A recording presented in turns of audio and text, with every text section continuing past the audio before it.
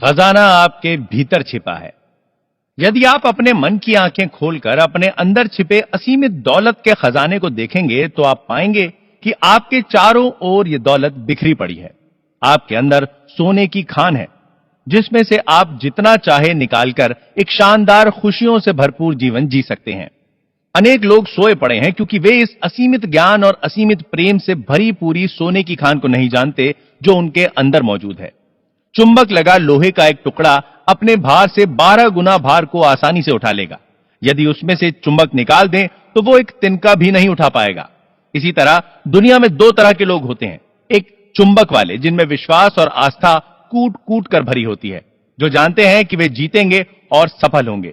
इसके विपरीत कुछ लोग वे होते हैं जिनमें चुंबक के तत्व नहीं होते, हमेशा भयभीत रहते हैं।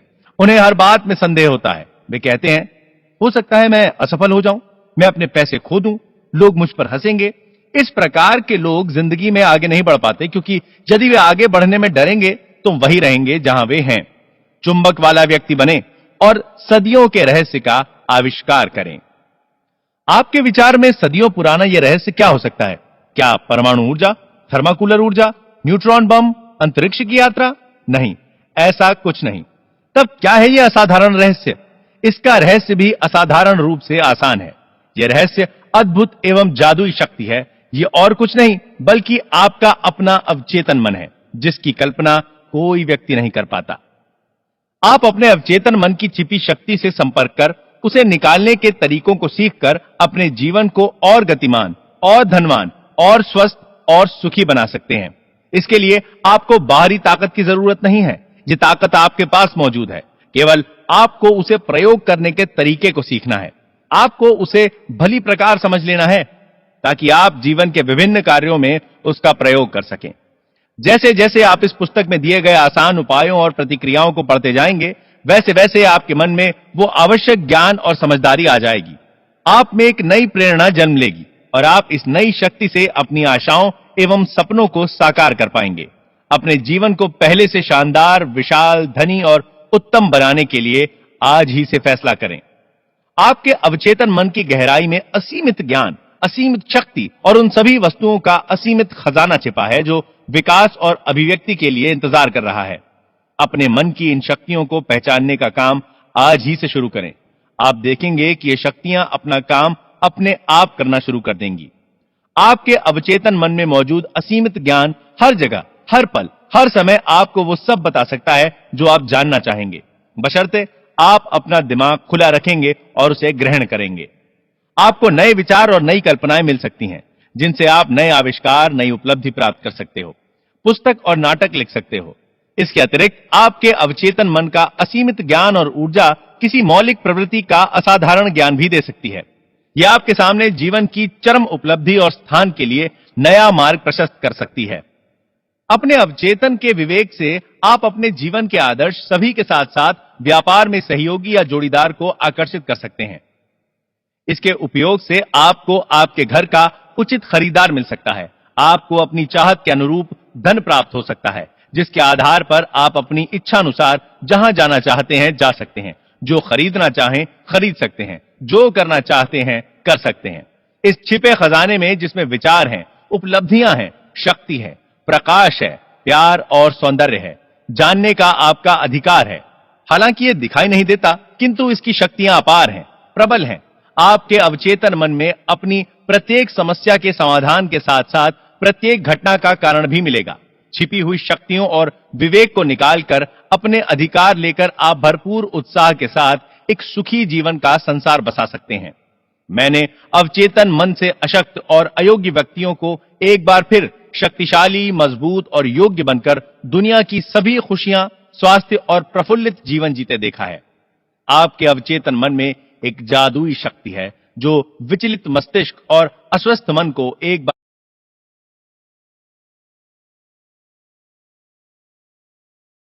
फिर से स्वस्थ करके आपके सभी प्रकार के भौतिक और शारीरिक अवरोधों को बड़ी सरलता से दूर कर देगी। कुकू एफएम पर आप सुन रहे हैं कहानी अवचेतन मन की शक्ति, जिसे लिखा है जोसेफ मर्फी ने और जिसे आवाज दी है आरजे तुषार ने। कुकू एफएम, सुने जो मन चाहे। भाग 2, किसी भी क्षेत्र में पर्याप्त प्रगति एक विशिष्ट कार्य प्रणाली के आधार के बिना संभव नहीं होती है। अर्थात आप भी कर सकते हैं। आप भी अपने अवचेतन मन को संचालित करने में दक्ष बन सकते हैं।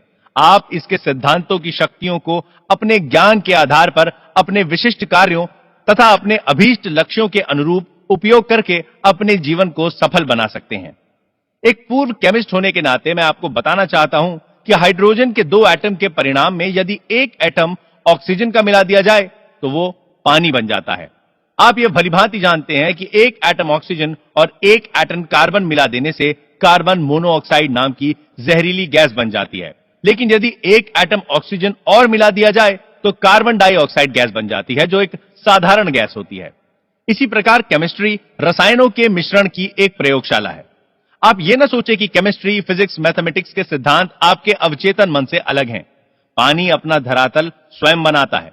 यह एक सिद्धांत है जिसे सभी जानते हैं और स्वीकार करते हैं, और सभी जगह यह देखने को मिलता है। एक और उदाहरण लेते हैं। लोहा गर्म किए जाने पर फैलता है। यह एक सत्य है जो किसी भी समय किसी भी परिस्थिति में पाया जाता है। आप लोहे के टुकड़े को गर्म करो, वो बढ़कर फैलेगा, चाहे वो चीन में हो या इंग्लैंड अथवा भारत में हो। यह एक सार्वभौमिक सच्चाई है कि तत्व गर्म किए जाने पर फैलता है। यह भी एक सार्वजनिक सच्चाई है कि आप अपने अवचेतन मन में जो प्रभाव डालते हैं वो अंतरिक्ष के चित्रपट पर एक शर्त, अनुभव और परिणाम के रूप में अभिव्यक्त होता है। आपकी प्रार्थना का परिणाम मिलता है क्योंकि आपका अवचेतन मन सिद्धांत है, और सिद्धांत का मतलब है एक वस्तु की कार्यविधि या वस्तु के चलायमान होने का तरीका। उदाहरण के लिए बिजली के सिद्धांत को लेते हैं। वो ऊपर से नीचे की ओर दौड़ता है। जब आप बिजली का इस्तेमाल करते हैं तो आप उसके सिद्धांत को नहीं बदलते, लेकिन प्रकृति के सहयोग से आप अद्भुत आविष्कार और नई नई खोज करते हैं, जिनके परिणाम स्वरूप मानवता को अनगिनत लाभ पहुंचाए जाते हैं। आपका अवचेतन मन सिद्धांत है जो आस्था के नियम के अनुकूल चलता है। आपको पता होना चाहिए कि आस्था क्या है, वो क्यों काम करती है और कैसे काम करती है। बाइबल में यह बड़े आसान, स्पष्ट और सुंदर तरीके से बताया गया है कि कोई विश्वास के साथ पहाड़ से कहे कि हटो और समुद्र में जा गिरो, तो उसे अपने हृदय में कोई संदेह नहीं रहता, बल्कि उसे विश्वास होता है कि उसने जो कहा वो पूरा होगा, उसे वो सब कुछ मिलेगा जो वो कहेगा।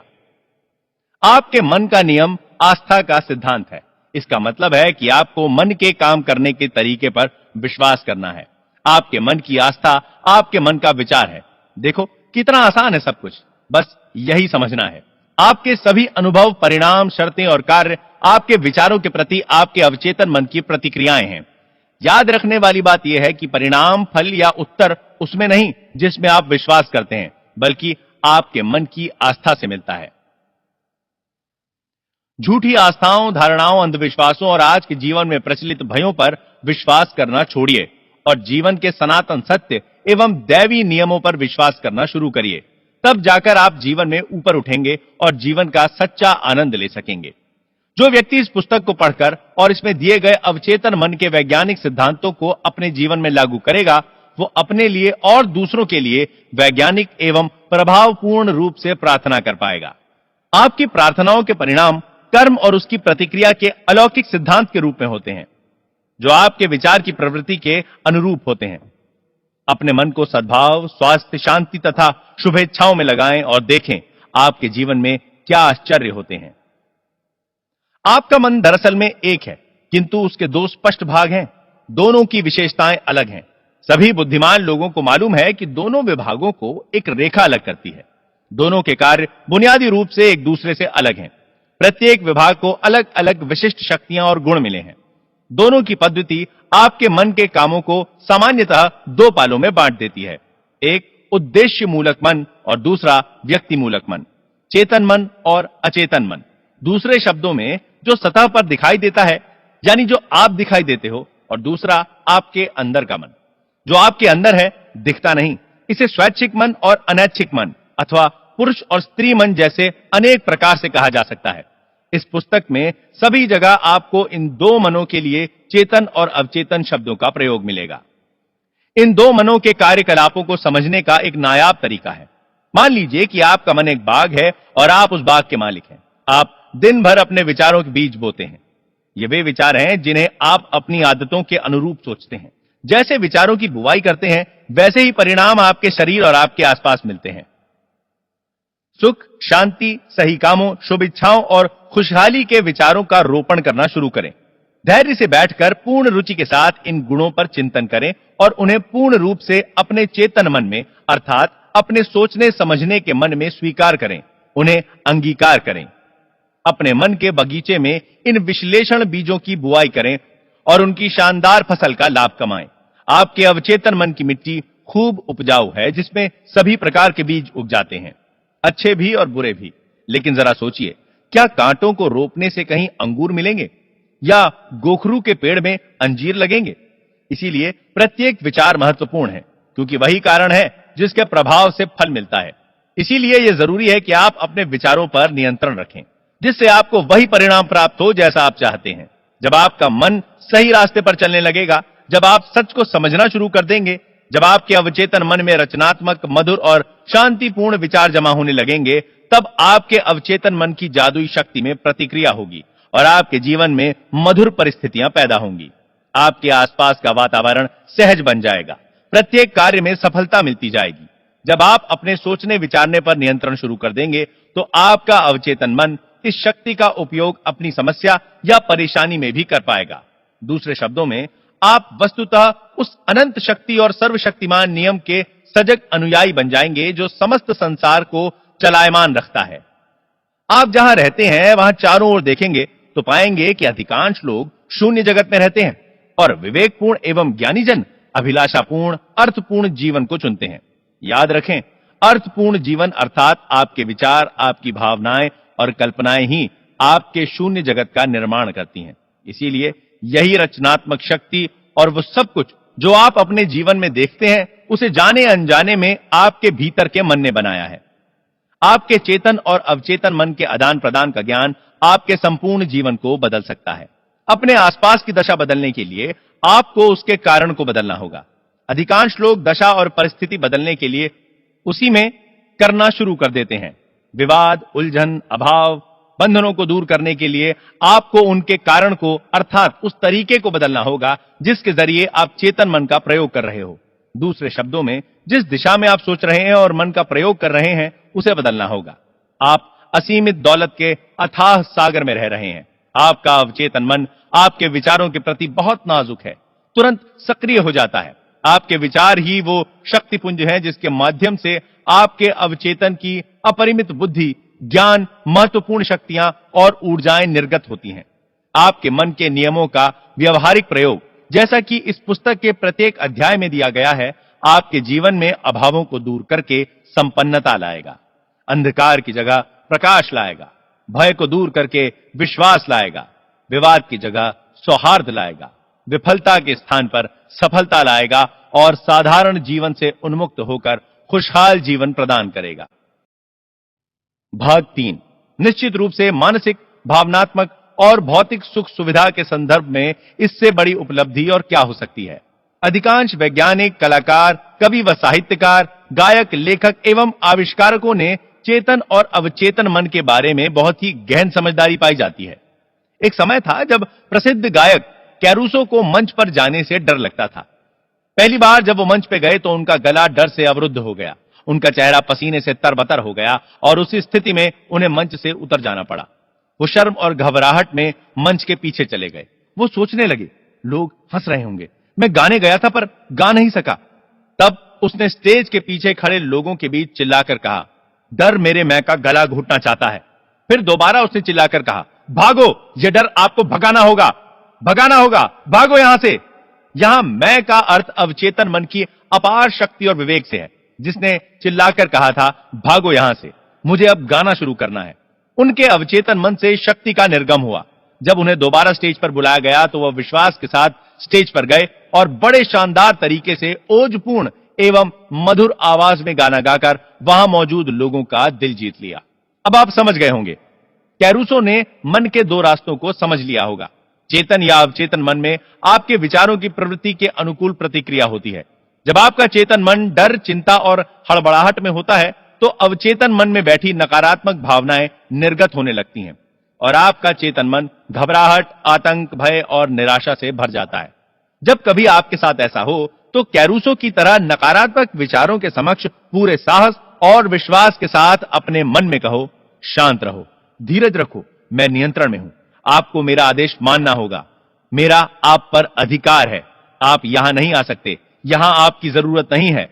यह बड़ा अजूबा और रोचक होगा जब आप खुद अपने को कहते हुए देखेंगे कि किस विश्वास और संयम से आप नकारात्मक विचारों को भगाकर मन को फिर से शांत, मधुर और सौहार्दपूर्ण बनाते हैं। अवचेतन मन चेतन मन का विषय है और इसीलिए इसे अवचेतन या विषय मूलक कहते हैं।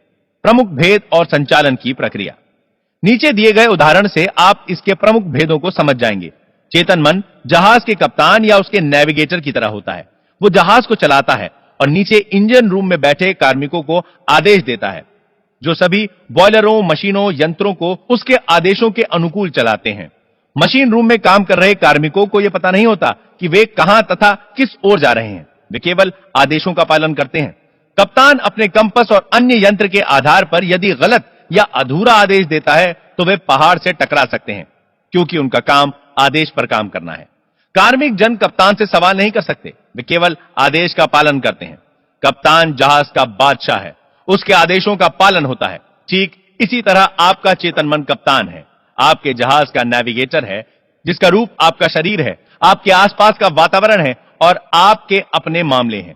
आपका अवचेतन मन आपका आदेश लेता है, जिन पर आपका चेतन मन विश्वास करता है और सही मानकर स्वीकार कर लेता है। जब आप ये बार बार कहते हैं, मैं ये नहीं कर सकता, मेरे बस में नहीं है, तब आपका अवचेतन मन आपके शब्दों को स्वीकार कर लेता है और ऐसी स्थिति पैदा कर देगा कि आप अपनी चाहत की वस्तु या आप जो चाहते हैं वो काम नहीं कर पाएंगे। जब आप ये कहते रहोगे, मैं ये कार नहीं खरीद सकता, यूरोप की यात्रा नहीं कर सकता, ये घर नहीं खरीद सकता, ये सूट, ये पतलून नहीं खरीद सकता, तब तक ये जान लो कि आपका अवचेतन मन आपके नकारात्मक आदेशों का पालन करता रहेगा और जीवन भर आप अभावों में जीते रहेंगे। पिछले वर्ष क्रिसमस से पूर्व यूनिवर्सिटी की एक सुंदर छात्रा ने एक स्टोर विंडो में एक कीमती सफारी बैग देखा था। वो अपने घर न्यूयॉर्क जाने वाली थी। वो कहने वाली ही थी कि मैं ये बैग नहीं खरीद सकती, तभी उसे मेरा लेक्चर याद आया, जिसमें उसने सुना था, कभी नकारात्मक वाक्य अधूरा मत छोड़ो, फौरन उसे उलट दो और देखोगे कि आपके जीवन में क्या जादू होता है। उसने कहा, यह बैग मेरा है, यह बिक रहा है, मैं मन में इसे स्वीकार करती हूं और मेरा अवचेतन मन देखेगा कि यह मुझे मिलता है। उसी शाम क्रिसमस से पूर्व की संध्या में उसके मंगेतर ने ठीक वैसा ही बैग उपहार में दे दिया, जिसे उसने सुबह 10 बजे अपनी मन की आंखों से देखा था। उसने अपने मन को आशापूर्ण भावनाओं से भर दिया और उसे भीतर के मन को सौंप दिया, जो काम को पूरा करने में सिद्धहस्त है। उस युवती ने, जो साउथ कैलिफोर्निया यूनिवर्सिटी की छात्रा है, मुझे बताया, मेरे पास उस बैग को खरीदने के लिए पैसे नहीं थे, लेकिन अब मुझे पता चल गया कि पैसा और वो सब कहां है जिसकी मुझे जरूरत है, और वो अनंत भंडार में है जो मेरे पास है। दूसरा उदाहरण यह है, जब आप कहते हैं कि मुझे मशरूम पसंद नहीं है, और वो अवसर आता है जब आपको सलाद या सॉसेज में परोसा जाता है और आपका पेट गड़बड़ हो जाएगा, क्योंकि आपका अवचेतन मन आपसे कहता है, गुरु को मशरूम पसंद नहीं है। यह आपके चेतन मन और अवचेतन मन में काम करने के तरीकों में अंतर का एक दिलचस्प उदाहरण है।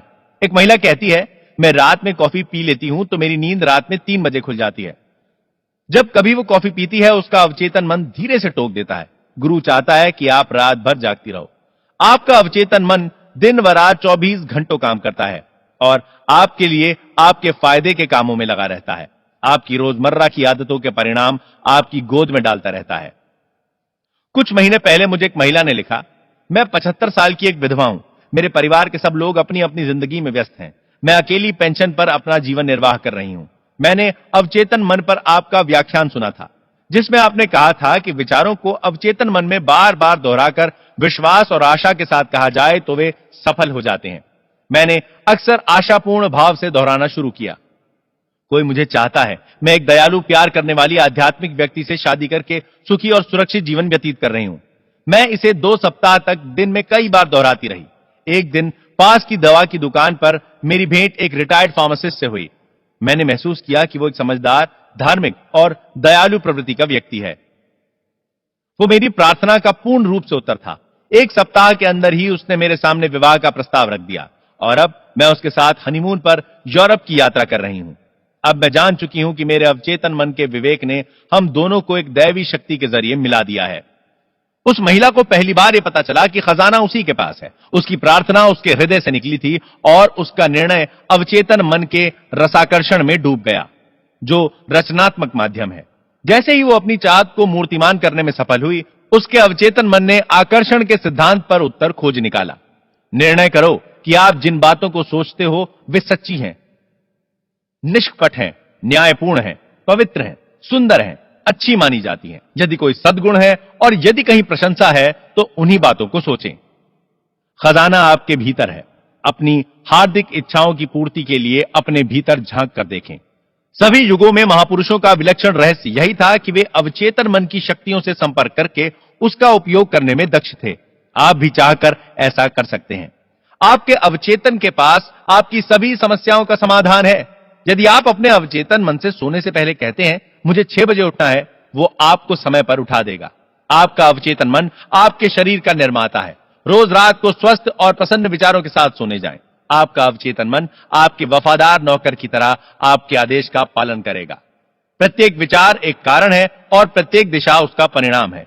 यदि आप पुस्तक लिखना चाहते हैं, नाटक या कहानी लिखना चाहते हैं, अपने दर्शकों के सामने प्रभावपूर्ण भाषण देना चाहते हैं, तो अवचेतन मन को बड़े प्रेम व माधुर्य से बताओ और वो आपके लिए अनुकूल काम करेगा। आप जहाज चलाने वाले कप्तान जैसे हो, उसे आपको सही आदेश देने चाहिए और इसी प्रकार आपको भी अपने अवचेतन मन को, जो आपके सभी अनुभवों को नियंत्रित करके चला है, सही आदेश देने चाहिए। मेरे बस में नहीं या मैं नहीं कर सकता जैसे नकारात्मक शब्दों का प्रयोग कभी न करें। आपका अवचेतन मन आपके शब्दों को ज्यों का त्यों ले लेगा और देखेगा कि आपके पास कभी पैसा न रहने पाए या आप में कुछ करने की क्षमता न रहने पाए। प्रतिज्ञा करें, मैं अपने अवचेतन की शक्तियों के माध्यम से सभी काम कर सकता हूं। जीवन का नियम ही आस्था का नियम है। आपके मन का विचार ही आस्था है। नुकसानदेह और दुखदायी बातों में विश्वास न करें। आपको संपन्न और मजबूत बनाने, आपको प्रेरणा देने, आपका उपचार करने वाली अवचेतन मन की शक्तियों पर विश्वास जमाओ। अपनी आस्था के अनुकूल आप बनेंगे। अपने विचारों को बदलेंगे तो आपकी किस्मत बदलेगी। भाग 4, आपका अपना मन कैसे काम करता है। आपका एक मन है और आपको यह सीखना चाहिए कि उसका इस्तेमाल कैसे किया जाए। आपके मन के 2 स्तर हैं, चेतन या विवेक युक्त स्तर और अवचेतन या विवेक रहित स्तर। आप चेतन मन में सोचते हैं और जो अपनी आदत के अनुकूल सोचते हैं वो आपके भीतर के अवचेतन में डूब जाता है और आपके विचारों की प्रवृत्ति के अनुरूप रचना करता है। आपका अवचेतन मन आपकी भावनाओं का धरातल है और यही रचनात्मक मन है। यदि आप अच्छा सोचते हैं तो शुभ इच्छा आएगी, यदि आप बुरा सोचते हैं तो बुराई आएगी। इसी प्रकार आपका मन काम करता है। याद रखने की महत्वपूर्ण बात यह है कि एक बार अवचेतन मन एक विचार को स्वीकार कर लेता है तो उस पर काम करना शुरू कर देता है। यह दिलचस्प और गूढ़ सत्य है कि अवचेतन मन का नियम अच्छे और बुरे दोनों विचारों पर समान रूप से काम करता है। यह नियम नकारात्मक ढंग से प्रयोग किया जाता है तो उसका परिणाम असफलता, निराशा और दुख होता है। और जब आपके विचार प्रेमपूर्ण एवं सौहार्दपूर्ण तथा रचनात्मक होते हैं तो आपको स्वस्थ व सफल जीवन और खुशहाली मिलती है। जब आप सही दिशा में सोचना और एहसास करना शुरू कर देंगे तो मन की शांति और स्वस्थ जीवन मिलेगा।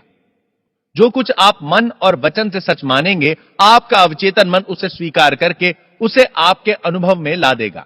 आप उसका अनुभव करेंगे। आपके लिए केवल यह जरूरी है कि आपका अवचेतन मन आपके विचारों को स्वीकार कर ले। आपके अपने अवचेतन मन का नियम ही आपके लिए अच्छा स्वास्थ्य, शांति अथवा जो पद आप प्राप्त करना चाहते हैं वो आपके सामने प्रस्तुत कर देगा। आप आदेश या निर्णय देते हैं और आपका अवचेतन मन वो विचार जो उसे दिया गया है आपके सामने पूरी निष्ठा से प्रस्तुत कर देगा।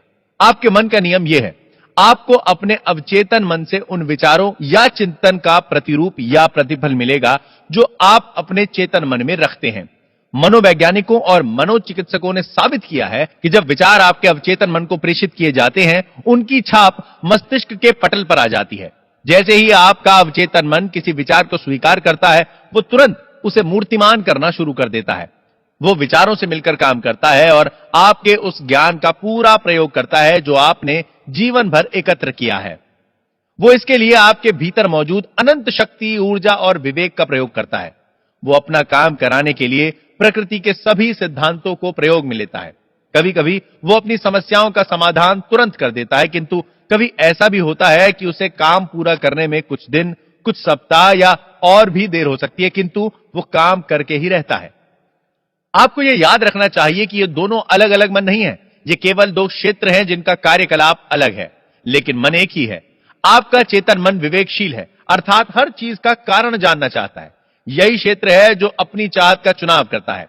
उदाहरण के लिए आप पुस्तक चुनते हैं, अपना घर चुनते हैं और अपना जीवन साथी चुनते हैं। आप सारे तर्क वितर्क चेतन मन से करते हैं। दूसरी ओर आपके किसी प्रयास के बगैर आपका हृदय स्वतः धड़कता रहता है और पाचन क्रिया, रक्त प्रवाह और सांस बराबर चलता रहता है। यह सब आपका अवचेतन मन एक स्वतंत्र प्रक्रिया के माध्यम से चलाए रखता है, जिस पर आपके चेतन मन का कोई नियंत्रण नहीं होता। आपका अवचेतन मन वो सब स्वीकार कर लेता है जिसकी छाप उस पर पड़ती है, या वो जिस पर आप विश्वास करते हैं। वो चेतन मन की तरह कारण या प्रश्न नहीं पूछता, न ही आपसे कोई तर्क करता है। वो मिट्टी की तरह है जो सभी प्रकार के बीज को स्वीकार कर लेता है। अच्छा हो या बुरा, उसे कोई फर्क नहीं पड़ता। आपके विचार हमेशा सक्रिय रहते हैं। हो सकता है उन बीजों में आपकी पसंद जुड़ी हो। नकारात्मक व विध्वंसात्मक विचार आपके अवचेतन मन में लगातार नकारात्मक रूप में काम करते रहते हैं और एक समय के बाद आपके अनुभवों में दिखाई देने लगेंगे। आप बुरे कामों में फंस जाते हैं। याद रखें, आपका अवचेतन मन यह नहीं बताता कि आपके विचार अच्छे हैं या बुरे, सच्चे हैं या झूठे। उसका यह काम नहीं है। वो तो जो आप लाते हो, अर्थात जो विचार या सुझाव आप स्वीकार करते हैं या चुनते हैं, उसे स्वीकार कर अपना काम शुरू कर देता है। उदाहरण के लिए, यदि आप अपने होशो हवास में कुछ अच्छा या सही सोचते हो लेकिन वो झूठा है, तो भी आपका अवचेतन मन उसे सही मानकर स्वीकार कर लेगा और उसी के अनुसार काम करेगा, क्योंकि आपके चेतन मन ने उसे सही माना है। मनोवैज्ञानिकों और अन्य लोगों की ओर से अनेक परीक्षणों में यह पाया गया है कि आदमी हिप्नोटिक स्टेज या सुषुप्तावस्था में चुनाव और तुलना, जो कि एक आवश्यक तार्किक प्रक्रिया है, नहीं कर पाता। उसमें वो क्षमता नहीं होती। परीक्षणों में यह बार बार स्पष्ट हुआ है कि आपका अवचेतन मन कोई भी सुझाव स्वीकार करेगा, चाहे वो झूठा ही क्यों ना हो। एक बार स्वीकार करने के बाद वो सुझाव के अनुकूल ही काम करेगा।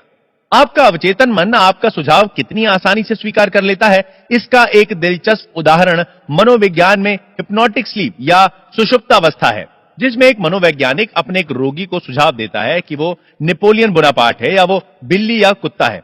वो व्यक्ति उन्हीं के अनुकूल व्यवहार करने लगेगा। उसका व्यक्तित्व कुछ समय के लिए बदल जाएगा। वो उसी पर विश्वास करेगा जो उसका डॉक्टर कह रहा है। एक दक्ष मनोचिकित्सक अपने एक छात्र को हिप्नोटिक स्लीप यानी अर्ध मूर्छावस्था में ले जाकर उससे कहे कि उसकी कमर में दर्द हो रहा है, दूसरे छात्र से कहे कि उसकी नाक से खून बह रहा है, तीसरे से कहे कि वो संगमरमर की मूर्ति है, चौथे से कहे कि आप सर्दी से कांप रहे हो, टेम्परेचर 0 से नीचे है। आप देखेंगे कि प्रत्येक छात्र उसी सुझाव पर काम करके वैसा ही व्यवहार कर रहा है जो उसे दिया गया है। उन सभी छात्रों के वर्तमान का वातावरण से कोई सरोकार नहीं होता, क्योंकि वो सुझाव में नहीं है। ये साधारण सुझाव आपको स्पष्ट करेंगे कि आपके चेतन तार्किक मन और अवचेतन में जो अवैयक्तिक है, चुनाव शून्य है और उन सब पर सही मानकर स्वीकार कर लेता है जो आपका चेतन मन सही और स्वीकार करके उसे देता है। इसीलिए यह महत्वपूर्ण है कि चुनाव करते समय ऐसे विचार, चिंतन, भावनाएं, तर्क और आधार चुने जाएं जो कल्याणकारी हों, उपचार कर सकें, प्रेरणा दे सकें और आपके हृदय को आनंदित करें। आपका अवचेतन मन कभी कभी उद्देश्य सूचक के नाम से भी जाना जाता है, क्योंकि ये बाहरी दुनिया का कामकाज देखता है। उद्देश्य सूचक मन का माध्यम आपकी 5 इंद्रियां हैं। दैनिक जीवन की बातों, अपनी आसपास की समस्याओं के संबंध में उद्देश्य सूचक आपका मार्गदर्शक और निर्देशक होता है। आपका ज्ञान 5 इंद्रियों के जरिए होता है। आपका मन देखकर, अनुभव करके और जानकारी लेकर ज्ञान प्राप्त करता है। जैसा कि पहले बताया जा चुका है, उद्देश्य सूचक मन का महत्वपूर्ण काम तर्क करके समझना है। मान लीजिए कि लॉस एंजलिस आने वाले हजारों यात्रियों में एक आप भी हैं। आप उस शहर को देखकर कह सकते हैं, आपने वहां सुंदर पार्कों, बगीचों और बड़े बड़े भवनों तथा खूबसूरत घरों को देखा और देखने के बाद आपका निर्णय है कि वो एक भव्य और सुंदर शहर है। यह काम आपने उद्देश्य सूचक मन के माध्यम से किया है। कभी कभी आपके अवचेतन मन को विषय सूचक कहा जाता है। आपका विषय सूचक मन आपके आसपास के वातावरण को 5 इंद्रियों को छोड़कर एक दूसरे माध्यम से देखता है, जिसे अंतर्ज्ञान अर्थात आध्यात्मिक ज्ञान या छठी इंद्रिय भी कहते हैं। यह अपनी भावनाओं, संवेदनाओं के अतिरिक्त अपनी स्मृतियों का स्टोर हाउस है। आपका विषय मूलक मन उस समय सबसे ज्यादा कार्य करता है जब आपका उद्देश्य सूचक मन नहीं रहता। दूसरे शब्दों में, यह वो बुद्धि है जिसका चमत्कार तब होता है जब आपका उद्देश्य सूचक मन निलंबित या सोया हुआ रहता है। सुषुप्त अवस्था में होता है। विषय सूचक मन को देखने के लिए आंखों की या किसी और प्राकृतिक इंद्रिय की जरूरत नहीं होती। उसके पास जो सामने है और जो सामने नहीं है उसे सुनने की क्षमता होती है, अर्थात वो जो चाहता है देख सकता है, जो सुनना चाहता है उसे सुन सकता है। वो आपके शरीर को त्याग कर दूसरे स्थानों, दूसरे देशों की यात्रा कर सकता है, वो और वहां से जानकारी ला सकता है जो हूबहू सत्य होती है। मनोवैज्ञानिक इसे एस्ट्रे ट्रैवलिंग कहते हैं। विषय सूचक मन के जरिए आप दूसरे की भावनाओं व विचारों को पढ़ सकते हैं। आप बंद लिफाफे के पत्र का विषय पढ़ सकते हैं, तिजोरी के बंद कागजों के विषय में जान सकते हैं। आपका विषय सूचक मन किसी संचार साधन के बिना दूसरे व्यक्ति के मन की बात जान सकता है। इसीलिए यह बहुत जरूरी है कि हम अपनी प्रार्थना का सही प्रयोग करने के लिए उद्देश्य सूचक और विषय सूचक मन के बीच संबंध या आदान प्रदान को भली प्रकार समझ लें। आपका अवचेतन मन तर्क वितर्क नहीं कर सकता, इसीलिए यदि आप उसे गलत सुझाव देंगे, वो उसे सच मानकर अपना काम शुरू करके उन्हें दशा, अनुभव या घटनाओं के रूप में पेश कर देगा। आपके साथ जो बातें हुई हैं वे आपके विचारों की छाप के आधार पर हुई हैं, जो अपनी आस्था के अनुकूल आपने अवचेतन मन को दिए हैं। यदि आपने अपने अवचेतन को अशुद्ध या गलत विचार प्रेषित किए हैं और उन्हें आप हटाना चाहते हो, तो उनके स्थान पर रचनात्मक और सौहार्दपूर्ण विचारों को बार बार दोहराएं, जिससे आपका अवचेतन उसे स्वीकार करता है। इस प्रकार विचारों और जिंदगी की एक नई और स्वस्थ आदत डालें, क्योंकि आपका अवचेतन मन आदतों का कार्यस्थल है। आपके अवचेतन मन के रोजमर्रा के विचार आपके अवचेतन मन में गहराई से उतरकर एक आधार बना लेते हैं। यदि आपके दैनिक जीवन के विचार सौहार्दपूर्ण, शांतिमय और रचनात्मक हैं, तो आपके लिए यह बहुत ही उपयोगी है। यदि आप भय, परेशानी और विचारों के अन्य प्रकार से विध्वंसात्मक स्वरूप में मशगूल रहे हैं, तो इसका उपाय यह है कि अवचेतन मन की दैवी शक्तियों को याद करें और स्वतंत्रता, सुख तथा संपूर्ण स्वास्थ्य का आदेश दें। आपका अवचेतन मन चूंकि रचनात्मक है तथा दैवी शक्ति से परिपूर्ण है, वो स्वतंत्रता और खुशी की संरचना करना शुरू कर देगा, जिसका आपने आदेश दिया था। आप अब तक जान चुके होंगे कि आपका चेतन मन आपके दरवाजे पर खड़ा चौकीदार है और उसका पहला काम आपके अवचेतन मन की झूठे प्रभावों से रक्षा करता है। आप अब मन के बुनियादी नियमों में एक नियम को जान चुके हैं। आपका अवचेतन मन सुझाव को तुरंत ग्रहण कर लेता है और आप जानते हैं कि आपका अवचेतन मन तुलना नहीं कर सकता, विपरीत नहीं सोच सकता। ना तो वो तर्क कर सकता है, ना ही खुद अपने से सोच पाता है। अंतिम क्रिया आपका चेतन मन करता है। अवचेतन मन केवल चेतन मन की ओर से प्रेषित प्रभाव की प्रतिक्रिया स्वरूप काम करता है। वो अपने काम में कोई परिवर्तन नहीं करता। सुझाव की शक्ति कितनी प्रबल होती है, इसका एक अच्छा उदाहरण नीचे दिया जा रहा है। मान लें कि आप पानी के जहाज में यात्रा कर रहे हैं। आपको डॉक पर एक डरपोक जैसा दिखने वाला यात्री दिखाई देता है। आप उससे कहते हैं, लगता है आप बीमार हो, आपका चेहरा पीला जर्द हो गया है, मुझे डर है कहीं आपको सी सिकनेस ना हो जाए, चलिए मैं आपको आपके केबिन तक पहुंचा देता हूं। यात्री सचमुच में पीला पड़ने लगता है। आपका सी सिकनेस का सुझाव उसके डर में मिल जाता है।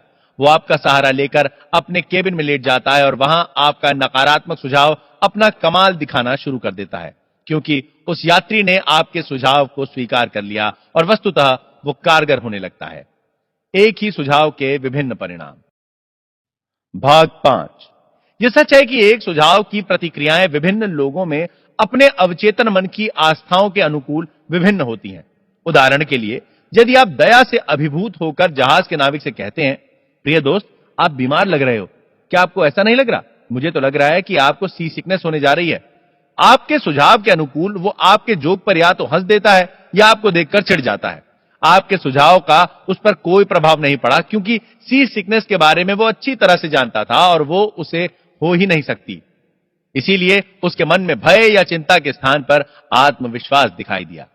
डिक्शनरी में सुझाव की व्याख्या क्रिया या मन में या मानसिक प्रक्रिया में कुछ रख देना है, जिसके जरिए सुझाए गए विचार को स्वीकार कर उस पर कार्यवाही शुरू हो जाती है।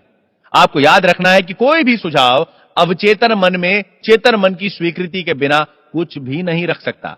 दूसरे शब्दों में, चेतन मन वो शक्ति है जो किसी भी सुझाव को रद्द कर सकती है। नाविक के उदाहरण में उसे सी सिकनेस का भय नहीं था, उसे विश्वास था कि वो बीमारी उसे हो ही नहीं सकती, और नकारात्मक सुझाव में वो शक्ति नहीं थी जो उसके विश्वास को भंग करके उसमें भय पैदा कर सके। सी सिकनेस का सुझाव इससे पहले वाले यात्री पर कारगर हो गया, क्योंकि उसमें सी सिकनेस का भय समाये बैठा था। हम में से प्रत्येक के अपने अंतर मन में भय होते हैं। आस्थाएं एवं विचार होते हैं और अंतर्मन की धारणाएं हमारे जीवन में अपनी भूमिका निभाती हैं। एक सुझाव की अपनी कोई शक्ति नहीं होती जब तक कि उसे मानसिक रूप से स्वीकार नहीं कर लिया जाता। इसी कारणवश आपकी अवचेतन शक्तियां सुझाव की प्रकृति के अनुसार सीमित या नियंत्रित रहती हैं। प्रत्येक 2 या 3 साल में London youth forum Caxton hall में मेरे व्याख्यानों की श्रृंखला आयोजित करता है। इस फोरम की स्थापना मैंने कई वर्ष पहले की थी। फोरम के डायरेक्टर डॉक्टर एल्विन फ्लीट ने मुझे सुझाव की शक्ति पर अंग्रेजी अखबार में छपे एक लेख के बारे में बताया। लेखक के अनुसार सुझाव यह था, जो उस व्यक्ति ने अपने अवचेतन मन को 2 वर्षों तक दिया, अगर मेरी बेटी ठीक हो जाए तो मैं अपना दायां हाथ दे दूंगा। उसकी बेटी भयंकर गठिया रोग से पीड़ित थी, साथ में उसे चर्म रोग भी था जो लाइलाज हो गया था। डॉक्टरों ने जवाब दे दिया था, किंतु उसके पिता को अपनी बेटी के ठीक हो जाने की तीव्र कामना थी और यही कामना उसने उन शब्दों में व्यक्त की जो उसने अपनी बेटी के लिए कहे थे। डॉक्टर एल्विन फ्लीट ने छपे हुए लेख का हवाला देते हुए बताया कि एक दिन वो परिवार कार से सफर कर रहा था जब उसकी टक्कर एक दूसरी कार से हो गई, जिसमें उसके पिता का दायां हाथ कंधे से कट गया और तुरंत उसकी बेटी का गठिया व चर्म रोग दूर हो गया। आपको यह निर्णय लेना होगा कि आप अपने अवचेतन मन को केवल ऐसे सुझाव देंगे जो आपका उपचार करके स्वस्थ करें, आपका भला करें, आपको ऊपर उठाएं, आपको प्रेरणा दें। याद रखें, आपका अवचेतन मन मजाक पसंद नहीं करता, वो आपके प्रत्येक शब्द पर विश्वास करता है। स्वप्रेरणा के उदाहरण। स्वप्रेरणा का अर्थ है अपने मन को कोई निश्चित तथा शिष्ट बात का सुझाव देना। हर्बर्ट पार्किन ने अपनी प्रसिद्ध पुस्तक ऑटो सजेशन में एक दिलचस्प उदाहरण दिया है। न्यूयॉर्क का एक यात्री शिकागो आकर अपनी घड़ी देखकर, जो शिकागो के समय से 1 घंटा पहले से चल रही थी, अपने शिकागो के मित्र से कहता है कि 12 बज गए। शिकागो का मित्र यह सोचे बिना कि शिकागो और न्यूयॉर्क के समय में 1 घंटे का अंतर है, अपने न्यूयॉर्क के मित्र से कहता है कि उसे भूख लग रही है और वो खाने जा रहा है। स्वप्रेरणा का प्रयोग तमाम तरह के डर और अन्य नकारात्मक दशाओं को हटाने के लिए करना चाहिए। एक युवा गायिका को गाने के ऑडिशन के लिए बुलाया गया। वो बड़ी आस लिए इंटरव्यू का इंतजार कर रही थी, किंतु 3 बार वो ऑडिशन में फेल हो गई। उसका गला बहुत मधुर था, लेकिन वो हर बार अपने से कहती रही, जब मेरे गाने का नंबर आए तो हो सकता है वो मुझे पसंद ना करें।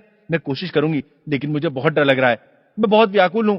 उसके अवचेतन मन ने उसकी नकारात्मक स्वप्रेरणा को स्वीकार करके उसके सामने उनको अनुभव के रूप में पेश कर दिया। इसका कारण था अनिश्चित प्रेरणा, यानी शांत भय में लिप्त विचार, जिन्होंने उसे भयाक्रांत कर दिया और वो असफल हो गई। उसने अपने भय को इस प्रकार काबू किया। दिन में 3 बार वो एक कमरे में गई। आराम कुर्सी पर बैठकर उसने अपने शरीर को आराम से शिथिल कर दिया। आंखें बंद करके उसने अपने मन व शरीर को शांत किया। शारीरिक शिथिलता से मन में एकाग्रता बढ़ जाती है और वो किसी भी सुझाव को स्वीकार करने के लिए तैयार हो जाता है। उसने अपने भय को दूर करने के लिए स्वयं से कहना शुरू किया, मैं बहुत सुंदर गा सकती हूं, मैंने मन बना लिया है, मैं पूरी तरह से गाने के लिए तैयार हूं, मैं गाऊंगी और सुरीले स्वर में गाऊंगी। उसने अपने शब्दों को शांत स्वर में विश्वास के साथ फिर से दोहराया। इसके बाद वो रोजाना दिन में 3 बार अभ्यास करती रही। प्रत्येक सिटिंग में वो 5 से 10 बार वही वक्तव्य दोहराती रही। सप्ताह के अंत तक वो पूरे जोश और विश्वास के लिए तैयार हो गई और जब उसे फिर से ऑडिशन के लिए बुलाया गया तो उसने बहुत ही सुरीली आवाज में गाना गाया। उसका चयन कर लिया गया। 70 वर्ष की एक वृद्धा हमेशा अपने से कहती रहती थी, मैं भूलने लगी हूं। उसने स्वप्रेरणा के जरिए भूलने की अपनी प्रक्रिया को बदल दिया।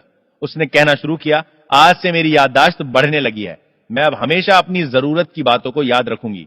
जो बातें मुझसे होंगी वो स्पष्ट रूप से मुझे याद रहेंगी। मैं उन्हें स्वाभाविक रूप से बड़ी आसानी से अपने पास रखूंगी। जब भी मुझे जरूरत होगी मैं उन्हें अपने मन में रखूंगी। मेरी याद दिन पर दिन बढ़ रही है और बहुत शीघ्र पहले से अच्छी हो जाएगी। 3 सप्ताह के प्रयास के बाद उसकी स्मृति सामान्य हो गई, जिससे उसका जीवन खुशनुमा हो गया। अनेक लोग जिन्हें चिड़चिड़ेपन और भयंकर क्रोध की शिकायत थी, उन्होंने स्वप्रेरणा की मदद से अद्भुत परिणाम प्राप्त किए हैं। इसके लिए उन्होंने विभिन्न वक्तव्य 1 महीने में दिन में 3 से 4 बार दोहराए हैं, सुबह, दोपहर और रात में सोने से पहले। आज के बाद मैं मृदुल स्वभाव का बनूंगा। मेरे मन में सुख और आनंद डेरा जमाएंगे। जीवन की खुशियां मेरे पास होंगी।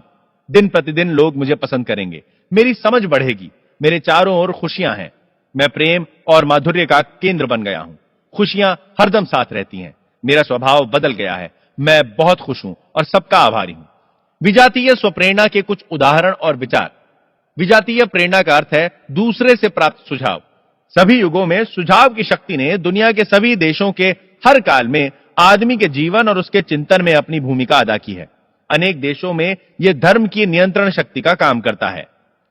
स्वप्रेरणा का प्रयोग अपने को अनुशासित और नियंत्रित करने के लिए करना चाहिए, किंतु इसका प्रयोग उन लोगों को अपने नियंत्रण और आदेशों में रखने के लिए किया जा सकता है जो मन के सिद्धांतों से अनभिज्ञ हैं। यह अद्भुत और शानदार है, किंतु इसका नकारात्मक रूप मन के सभी स्वरूपों में सर्वाधिक विध्वंसकारी है, जिसका परिणाम दुख, असफलता, संताप, बीमारी और विनाश है। बचपन से हम में से अधिकांश लोगों को अनेक नकारात्मक सुझाव दिए जाते रहे। इससे बचने के उपाय से अनजान होने के कारण स्वाभाविक रूप से हम इन्हें ग्रहण करते आए हैं। कुछ नकारात्मक सुझाव इस प्रकार हैं: आप नहीं कर सकते, आप कभी किसी लायक नहीं होंगे, आपको चांस नहीं मिलेगा, आप पूरी तरह गलत हो, कोई फायदा नहीं, आप कौन हो, कोई मायने नहीं रखता, बल्कि आप किसे जानते हो मायने रखता है, दुनिया का पतन हो रहा है, क्या फायदा, किसी को कोई मतलब नहीं, इतनी मेहनत करना बेकार है, आप अब बूढ़े हो गए हो, हालत और बिगड़ती जा रही है, जीवन एक कारावास है, प्यार कौन करता है, आप जीत ही नहीं पाओगे, जल्द ही आपका पैसा उड़ जाएगा, सावधान रहो, बीमारी आप पर हमला करेगी, आप किसी पर भी विश्वास नहीं कर सकते, इत्यादि। एक वयस्क होने के बाद जब तक आप रचनात्मक स्वप्रेरणा का प्रयोग नहीं करेंगे जो आपके दिमाग को बदल सकती है, तब तक आप पर पूर्व में पड़े प्रभाव आपके व्यवहार के तरीकों को बदलकर आपके निजी और सामाजिक जीवन में गड़बड़ी पैदा करके आपकी अच्छी आदतों के विकास में कठिनाई पैदा करते रहेंगे। अखबार उठाकर देखिए, आपको दर्जनों समाचार मिल जाएंगे जो आपके दिमाग में खालीपन, भय, चिंता, परेशानी और आने वाले खतरे की आशंकाओं के बीज बो सकते हैं। अगर आप उन्हें स्वीकार करते हैं तो भय की चिंता आपके जीवन में रहने की अभिलाषा समाप्त कर देगी। यह जानते हुए कि आप अवचेतन मन को रचनात्मक सुझाव दे सकते हैं, आप इन सभी नकारात्मक सुझावों का निराकरण कर सकते हैं। जो लोग नकारात्मक सुझाव देते हैं उन्हें आप नियमित रूप से चेक करते रहें। आपको बाहर से किसी विध्वंसकारी सुझाव से प्रभावित होने की जरूरत नहीं है। हम सभी ने इन्हें बचपन में और किशोरावस्था में झेला है। अगर आप याद कर सकते हैं तो याद करें, कैसे आपके माता पिता ने, रिश्तेदारों, अध्यापकों और सहयोगियों तक ने नकारात्मक अभियान चलाने में सहयोग दिया है। उन सब का अध्ययन करके देखें, आपको पता चलेगा कि वो सब एक प्रोपेगेंडा था, जिसका उद्देश्य आप पर नियंत्रण रखना था या आप में भय पैदा करना था। यह बाहरी स्वप्रेरणा का चक्र हर घर, दफ्तर, कारखाने और क्लब में चलता है, जिसके पीछे स्वार्थ है। सुझाव देने वाले चाहते हैं कि आप वैसा सोचें और उस प्रकार काम करें जिससे उनका लाभ हो। विजातीय स्वप्रेरणा का एक उदाहरण इस प्रकार है। मेरा एक मित्र भारत में एक तांत्रिक से मिला। उसने मेरे मित्र को बताया कि उसका हृदय रोगी हो चुका है और कहा कि अगली अमावस्या के बाद उसकी मृत्यु हो जाएगी। उसने अपने घर वालों को इस भविष्यवाणी के बारे में बताना शुरू किया और अपनी वसीयत तैयार करवा ली। इस शक्तिशाली सुझाव ने उसके अवचेतन मन में प्रवेश कर लिया था। मेरे मित्र ने मुझे यह भी बताया कि वह तांत्रिक तंत्र की विचित्र ताकतों में सिद्धहस्त माना जाता है और वो एक व्यक्ति को हानि या लाभ दोनों पहुंचाने की क्षमता रखता है।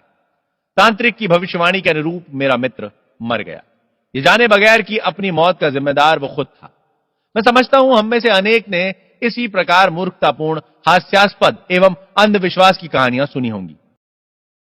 भाग 6, हमारा अवचेतन मन कैसे काम करता है, इसकी जो जानकारी हमें है उसके आधार पर हम देखेंगे कि मेरे मित्र के साथ क्या हुआ। आदमी चेतन मन अर्थात तर्क प्रधान मन में जो कुछ भी विश्वास करता है, अवचेतन मन उसे स्वीकार कर सकारात्मक काम करता है। मेरा मित्र जब उस तांत्रिक से मिलने गया तो खुश था, स्वस्थ और मजबूत था। तांत्रिक ने बहुत नकारात्मक सुझाव दिया जिसे उसने स्वीकार कर लिया। वो भय से आतंकित हो गया और बार बार यही सोचता रहा कि अमावस्या के बाद वो मर जाएगा। उसने सबको बताना शुरू कर दिया और अपने अंत का इंतजाम भी कर लिया। यह प्रक्रिया उसके दिमाग की ही उपज थी, उसकी अपनी धारणा थी। वो अपने आप मृत्यु को ले आया या स्वयं अपने शरीर का अंत कर दिया और इसका जिम्मेदार खुद उसका डर था। वो अपनी आशा के अनुकूल मृत्यु का इंतजार कर रहा था। वो तांत्रिक जिसने मृत्यु की भविष्यवाणी की थी वो ढोंगी था। उसके पास कुछ लाल व पीले पत्थरों को छोड़कर तांत्रिक शक्ति नाम की कोई चीज नहीं थी। उसके सुझावों में रचना करने या संहार करने की कोई शक्ति नहीं थी। यदि मेरा मित्र अपने मन के नियम जानता होता तो वो पूर्ण रूप से तांत्रिक के नकारात्मक सुझाव को रद्द कर देता। उसके सुझावों पर कोई ध्यान नहीं देता, क्योंकि वो जान गया होता कि वो अपने विचारों और भावनाओं के अधीन है। उसको सुरक्षा प्रदान करने के लिए उसके विचार इस्पात के कवच के मानिंद हैं, जिस पर भविष्यवाणियां टकराकर टूट जाया करती हैं। यदि उसे अपने मन से बात करने का तरीका पता होता तो वो नकारात्मक सुझावों को रद्द करके आज तक जीवित और सुरक्षित रहता। बाहर के विचारों में अपनी कोई शक्ति नहीं होती, उन्हें शक्ति आपके विचारों से मिलती है। आपको अपनी मानसिक स्वीकृति देनी पड़ती है, तब जाकर वे आपके बनते हैं और आप वैसा ही सोचने लगते हैं। याद रखें, आपके पास चुनने की क्षमता है। अपना जीवन स्वयं चुनो, अपना स्वास्थ्य स्वयं चुनो, अपना प्यार स्वयं चुनो। किसी धारणा को मान लेने की शक्ति। आपका मन तर्कों की मंजुषा है। इसका अर्थ है कि आपका चेतन मन जिस किसी धारणा को तर्क के आधार पर सत्य मान लेता है, उसे आपका अवचेतन मन में बैठे प्रश्न या समस्या का हल मानकर अपना लेता है। यदि आपके तर्क का आधार सही है तो उसका परिणाम भी सही होगा। उदाहरण के लिए, प्रत्येक गुण प्रशंसनीय है। दया गुण है, इसीलिए दया प्रशंसनीय है। एक अन्य उदाहरण, प्रत्येक निर्मित वस्तु बदलती है और मिट जाती है। मिस्र के पिरामिड निर्मित किए गए पहाड़ हैं, इसीलिए वे एक दिन मिट जाएंगे। पहला वक्तव्य एक प्रमुख धारणा है और सही निर्णय निश्चित रूप से सही धारणा है। कॉलेज के प्रोफेसर ने, जो न्यूयॉर्क में मन के विज्ञान पर मेरा व्याख्यान सुन चुका था, मुझसे कहा, मेरा सारा जीवन बर्बाद हो गया है। रुपया, पैसा, धन संपदा, दोस्त, सब कुछ चला गया। जिस काम में हाथ लगाता हूं वही डूब जाता है। मैंने उसे समझाया कि वो अपने मन में पक्की धारणा बनाए कि उसके अवचेतन मन का असीमित ज्ञान उसे ले जा रहा है, उसका मार्गदर्शन कर रहा है और उसे आध्यात्मिक, मानसिक एवं भौतिक रूप से खुशहाल बना रहा है।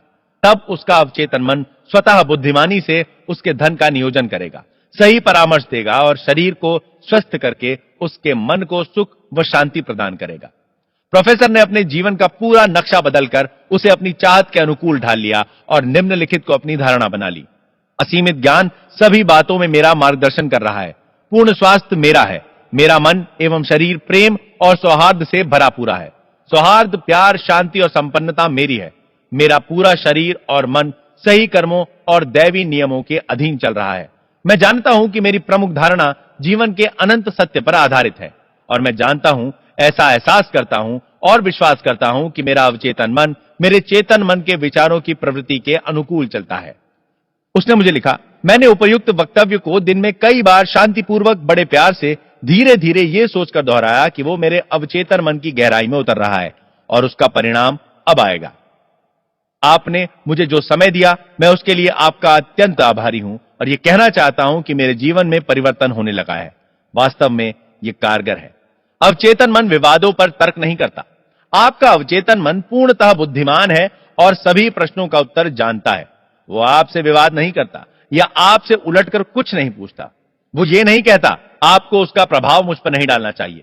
उदाहरण के लिए, जब आप कहते हैं मैं ये नहीं कर सकता या मेरी अब उम्र हो गई है अथवा मैं ये जिम्मेदारी नहीं निभा सकता या मेरा जन्म ही अभावों में हुआ, मैं सही राजनीतिज्ञ को नहीं जानता, तब आप अपने नकारात्मक विचारों को अपने अवचेतन मन में प्रेषित कर रहे हैं और स्वभावतः वो उसके अनुकूल काम करने लगता है।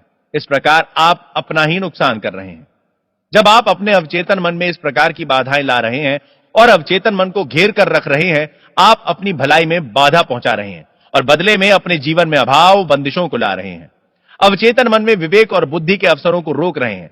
तो आप दरअसल में यह कह रहे हैं कि आपका अवचेतन मन आपकी समस्याओं का हल नहीं कर सकता। इससे मानसिक और भावनात्मक रुकावट पैदा होगी, जिसकी वजह से बीमारी या मानसिक चिड़चिड़ापन पैदा होगा। अपनी इच्छाओं को प्रभावशाली बनाने और अपनी निराशा दूर करने के लिए दिन में कई बार जोर से यह वक्तव्य दोहराएं।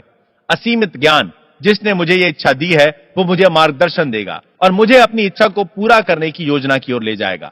मुझे मालूम है कि मेरे अवचेतन मन का गहन विवेक अब जाग गया है और जो कुछ मैं अंदर महसूस कर रहा हूं, अब वो होने जा रहा है।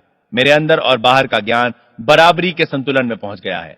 अगर आप कहते हैं कि बाहर आने का कोई रास्ता नहीं है, मैं भटक गया हूं, इस भटकाव से छुटकारा नहीं है, मैं बंदिश में हूं और अड़चन में फंस गया हूं, तो आपको कोई उत्तर नहीं मिलेगा अथवा आपके अवचेतन मन से कोई प्रतिक्रिया नहीं आएगी। यदि आप चाहते हो कि आपका अवचेतन मन आपके लिए काम करे, तो आपको सही मांग करनी होगी और उसका सहयोग प्राप्त करना होगा। वो हमेशा आपके लिए ही काम करता है। वो आपके दिल की धड़कन को इस समय भी नियंत्रित कर रहा है और आपकी सांसों को भी चला रहा है। वो आपकी उंगली के कट जाने पर उसे ठीक करता है और उसकी प्रवृत्ति जीवन भर आपकी रक्षा करने और आपको बनाए रखने की है। आपके अवचेतन का मन उसका अपना है, किंतु वो आपके विचारों और कल्पनाओं के प्रकार को स्वीकार करता है। जब आप समस्या का समाधान ढूंढते हैं, तब आपका अवचेतन मन सजग हो जाता है, किंतु वो आशा करता है कि आप अपने चेतन मन में एक निर्णय पर पहुंचे और सही एवं न्यायोचित फैसला करें। आपको यह जान लेना है कि अपनी समस्या का उत्तर आपके अवचेतन मन में मौजूद है। लेकिन यदि आप कहते हैं मैं नहीं समझता कि समस्या का कोई समाधान है, मैं नहीं सोच पा रहा हूं, मैं भ्रमित हो गया हूं, मुझे कोई हल क्यों नहीं सूझ रहा, तो आप अपनी प्रार्थना को प्रभावहीन बना रहे हैं। ठीक वैसे ही जैसे एक सिपाही खड़ा सोच रहा हो, आपको कोई रास्ता नहीं दिखाई देगा। अपने मन के पहियों को रोकें, ठहरें, फिर चलने दें और आहिस्ता से दृढ़ विश्वास के साथ कहें, मेरा अवचेतन मन समस्या का समाधान जानता है। वो अब जाग उठा है तथा समस्या को हल करने के लिए तैयार है। मैं जानता हूं कि मेरे अवचेतन मन का असीमित ज्ञान सब कुछ जानता है और अब वो मेरी समस्या का सही समाधान देने जा रहा है। मेरे सही विश्वास ने अब मेरे अवचेतन मन के शक्तिपुंज को उसकी शान से मुक्त कर दिया है। मैं खुश हूं कि मेरे मन की इच्छा पूरी हो रही है। प्रमुख बिंदुओं पर पुनरावलोकन। शुभ सोचें और शुभ परिणाम मिलेंगे, अनिष्ट सोचेंगे तो अनिष्ट परिणाम मिलेंगे। आप वही हैं जो दिन भर सोचते हैं। आपका अवचेतन मन आपसे विवाद नहीं करता, वो वही स्वीकार करता है जो आपका चेतन मन आदेश देता है। अगर आप कहते हैं मेरे वश में ये नहीं है, तो हो सकता है ये सही हो, किंतु आप ये ना कहें, कुछ बेहतर सोचें और आदेश दें, मेरे वश में है, मैं कर लूंगा, मैं इसे स्वीकार करता हूं। आपके पास चुनने की शक्ति है। स्वास्थ्य और खुशी को चुनें। आप दोस्ती को चुन सकते हैं अथवा दुश्मनी चुन सकते हैं। आप सहयोग और भाईचारा चुनें, आनंद और दोस्ती चुनें, प्यार करना चुनें और दुनिया आपको पसंद करेगी, आपका इंतजार करेगी। यह आकर्षक व्यक्तित्व बनाने का सर्वोत्तम मार्ग है। आपका चेतन मन दरवाजे का पहरेदार है। इसका प्रमुख कार्य आपके अवचेतन मन को झूठे प्रभावों से सुरक्षित रखना है। चुनाव यह करें कि आपके लिए यह शुभ हो सकता है और अब हो रहा है। आपके पास चुनने की बहुत बड़ी क्षमता है। खुशी और संपन्नता को चुनें। दूसरों के दिए वक्तव्य और सुझावों के पास आपको नुकसान पहुंचाने की कोई शक्ति नहीं है। आप दूसरों के वक्तव्य और सुझाव को रद्द करना चुन सकते हैं। आप यह भी चुन सकते हैं कि आप कैसा व्यवहार करेंगे। आप क्या कहते हैं उस पर ध्यान दें। आपको प्रत्येक कहे शब्द का जवाब देना है। यह कभी ना कहें कि मैं असफल हो जाऊंगा, मेरी नौकरी छूट जाएगी, मैं किराया नहीं दे सकता। आपका अवचेतन मन मजाक स्वीकार नहीं कर सकता, वो ऐसी बातों पर ध्यान नहीं देता। आपका मन अनिष्ट नहीं है।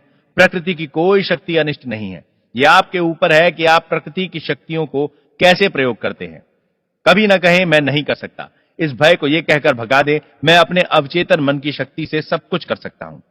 अनंत सत्य और जीवन के सिद्धांतों पर खड़े होकर सोचना शुरू करें। भय, अज्ञान और अंधविश्वास पर खड़े होकर न सोचें। अपने लिए दूसरों को न सोचने दें। अपने विचार चुनें और अपने निर्णय करें। आप अपनी आत्मा के कप्तान और अपनी किस्मत के मालिक हैं। याद रखें, आपके पास चुनने की क्षमता है। अपना जीवन चुनें, अपना प्यार चुनें, अपना स्वास्थ्य चुनें, सुख और खुशियां चुनें।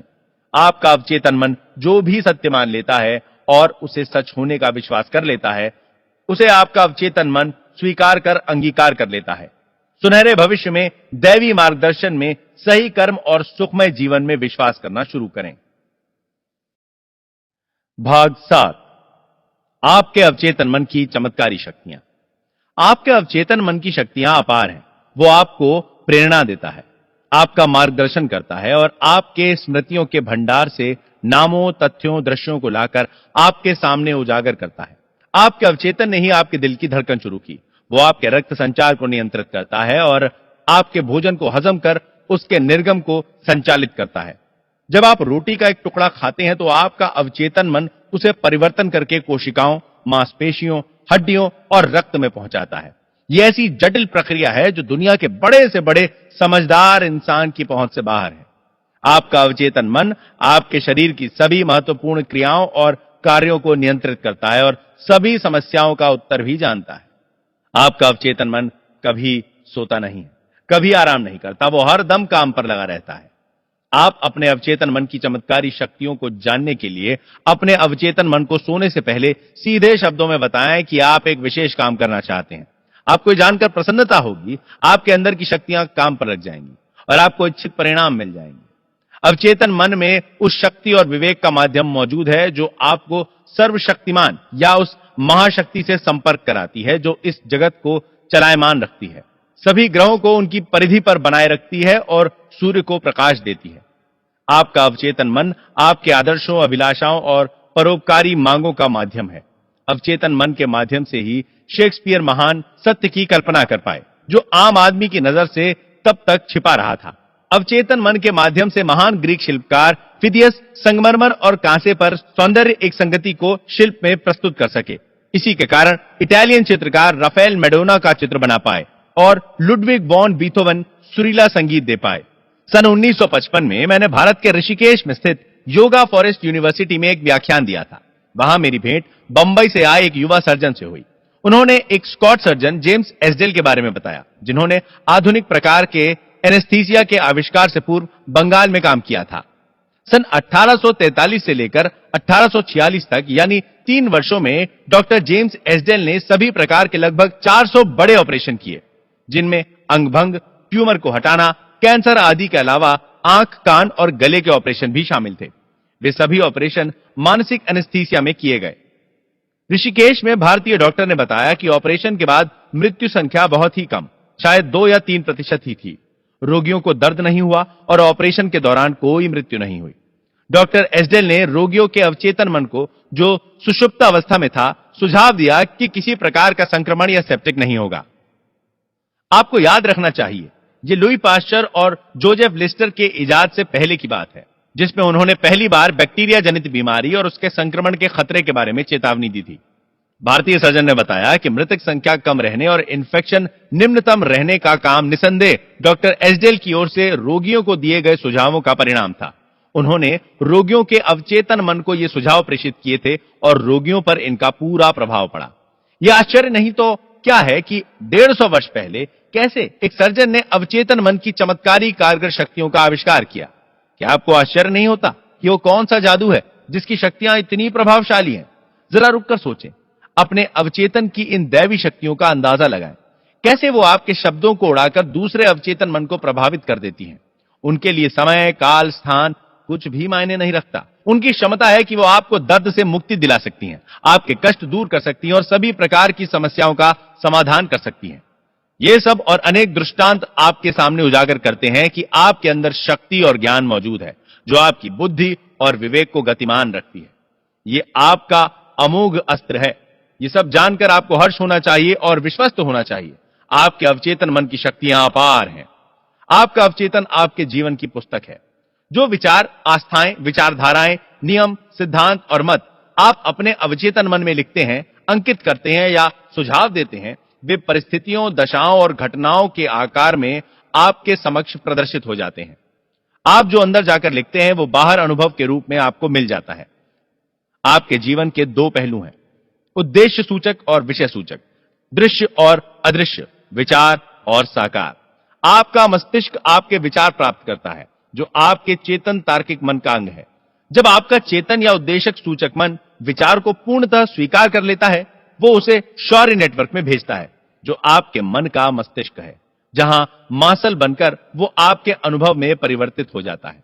जैसा कि पहले कहा जा चुका है कि आपका अवचेतन मन विवाद नहीं कर सकता, वो वही करता है जिसे आप उस पर लिख देते हैं।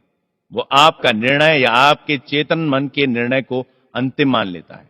यही कारण है कि आप हमेशा अपने जीवन की पुस्तक में लिख रहे हैं, क्योंकि आपके विचार आपके अनुभव बनते जा रहे हैं। अमेरिका के प्रसिद्ध लेखक राल्फ वॉल्डो एमर्सन ने कहा है, व्यक्ति वही है जो वो दिन भर सोचता है। आपके अवचेतन पर जो अंकित होता है वो अभिव्यक्त हो जाता है। अमेरिकी मनोविज्ञान के पितामह विलियम जेम्स ने कहा है कि दुनिया को हिलाने की शक्ति आपके अवचेतन मन में है। आपका अवचेतन मन वो अद्भुत वस्तु है जिसके पास अनंत ज्ञान और असीमित विवेक है। इसका पोषण करने वाला एक छिपा हुआ झरना है जिसे जीवन का सिद्धांत कहते हैं। जो कुछ आप अवचेतन मन पर अंकित करते हैं, अवचेतन मन उसे पूरा करने के लिए जमीन आसमान एक कर देता है। इसीलिए आपको इसमें सही और सकारात्मक विचार अंकित करने चाहिए। दुनिया में इतनी अशांति और दुख है क्योंकि लोग अपने चेतन और अवचेतन मन के आदान प्रदान को नहीं समझते। जब ये दोनों मिलकर और सहमत होकर पूर्ण शांति में आपस से तालमेल में काम करते हैं तो आपको स्वास्थ्य, खुशी और आनंद प्राप्त होता है। जब चेतन और अवचेतन मिलकर सौहार्दपूर्वक शांति से काम करते हैं तो कोई अनबन नहीं होती, कोई बीमारी नहीं होती। हेरमेस की मजार को बड़ी उम्मीदों और चमत्कार की आशा से खोदा गया था, क्योंकि लोगों को विश्वास था कि उसमें सदियों के महान रहस्य छुपे होंगे।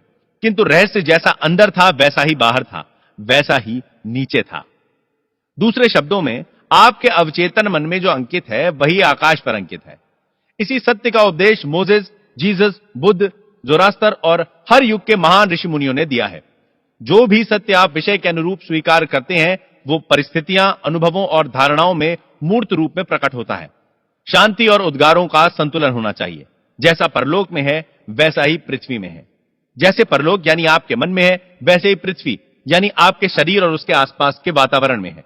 यही जीवन का सबसे बड़ा नियम है। आप प्रकृति के संपूर्ण क्षेत्र में कर्म और उसके फल का नियम पाएंगे। इन दोनों का संतुलन होना चाहिए, तब जाकर सौहार्द और सामंजस्य बनता है। आप इस जीवन में इसीलिए आए हैं ताकि आपके भीतर जीवन का नियम आप में एक लय और मृदुलता से समावेश होता रहे। जितना आए उतना जाए, दोनों बराबर हैं। अंकन और अभिव्यक्ति बराबर होनी चाहिए। अपनी सारी निराशा आपके अपूर्ण विचारों के कारण है जो पूरे नहीं हो पाए। यदि आप नकारात्मक, विध्वंसात्मक और दूषित रूप से सोचते हैं तो ऐसे विचार विनाशकारी भावनाओं को जन्म देंगे जो बाहर जाकर रूप धारण करेंगे। ऐसी भावनाएं चूंकि नकारात्मक हैं, इसीलिए उनका रूप आघात, हृदय की बीमारी, तनाव और परेशानियां होती हैं। अब यह बताएं कि आपका अपने बारे में क्या विचार या एहसास है। आपका प्रत्येक अंग यह बता रहा है। आप अपनी जीवन शक्ति, आपका शरीर, आर्थिक स्तर, आपके दोस्त, सामाजिक स्तर, ये सब मिलाकर आप अपने व्यक्तित्व की छवि को देखते हैं। इसका सही अर्थ यह है कि आपके अवचेतन मन में जो अंकित है वही जीवन में अभिव्यक्त होता है। नकारात्मक विचार जो हम पाले रहते हैं वो हमें क्षति पहुंचाते हैं। कितनी बार आपने क्रोधित होकर, डरकर, ईर्ष्या करके या बदले की भावना रखकर अपने को नुकसान पहुंचाया है। ये जहरीले विचार हैं जो आपके मन में अड्डा जमा लेते हैं। जन्म से आपके अंदर ये विचार नहीं थे। अपने अवचेतन मन को जीवन देने वाले विचारों से भरें। इससे क्या होगा कि जो आपके नकारात्मक जहरीले विचार जो अड्डा जमाए बैठे हैं वे अंततः हमेशा के लिए बाहर निकल जाएंगे। इसके लिए आपको सतत प्रयास करना होगा। अवचेतन त्वचा रोग का उपचार करता है। इस संबंध में एक व्यक्तिगत उदाहरण उचित होगा जो यह साबित कर देगा कि अवचेतन मन में वास्तव में उपचार करने की शक्ति होती है। लगभग 40 साल पहले मुझे त्वचा रोग हो गया था, जिसे मैंने अपने अवचेतन मन की उपचार करने की शक्ति से ठीक कर लिया। मेरा रोग बढ़ गया था। मेडिकल उपचार असफल हो चुका था और रोग बढ़ता जा रहा था। गिरजाघर के पादरी ने, जिसे मनोविज्ञान का गहन अध्ययन था, बाइबल की 139वीं आयत का गूढ़ अर्थ समझाया। वो आयत इस प्रकार है। अपनी पुस्तक में मेरे सभी सदस्यों के नाम लिखे हैं जिन्हें आप ही ने बनाया, जबकि पहले यहां कुछ भी नहीं था। उसने इस आयत की व्याख्या करते हुए बताया कि यहां पुस्तक का अर्थ मेरा अवचेतन मन है, जिसने शरीर के सभी अंगों को अदृश्य कोशिका से बनाया और गढ़ा है। उसने यह भी बताया कि जैसे अवचेतन मन ने मेरे शरीर के अंगों को बनाया, वैसे ही वो उपलब्ध प्रक्रिया से दोबारा उन्हें गढ़कर उपचार भी कर सकता है। उस पादरी ने मुझे अपनी घड़ी दिखाते हुए कहा, इसको बनाने वाला कोई था और उस घड़ी का निर्माता को इसे बनाने से पहले विचार आया होगा, जिससे उसने एक आकार के रूप में इसे निर्मित किया। यदि ये घड़ी खराब हो जाए तो घड़ी साज इसे ठीक करके बना सकता है।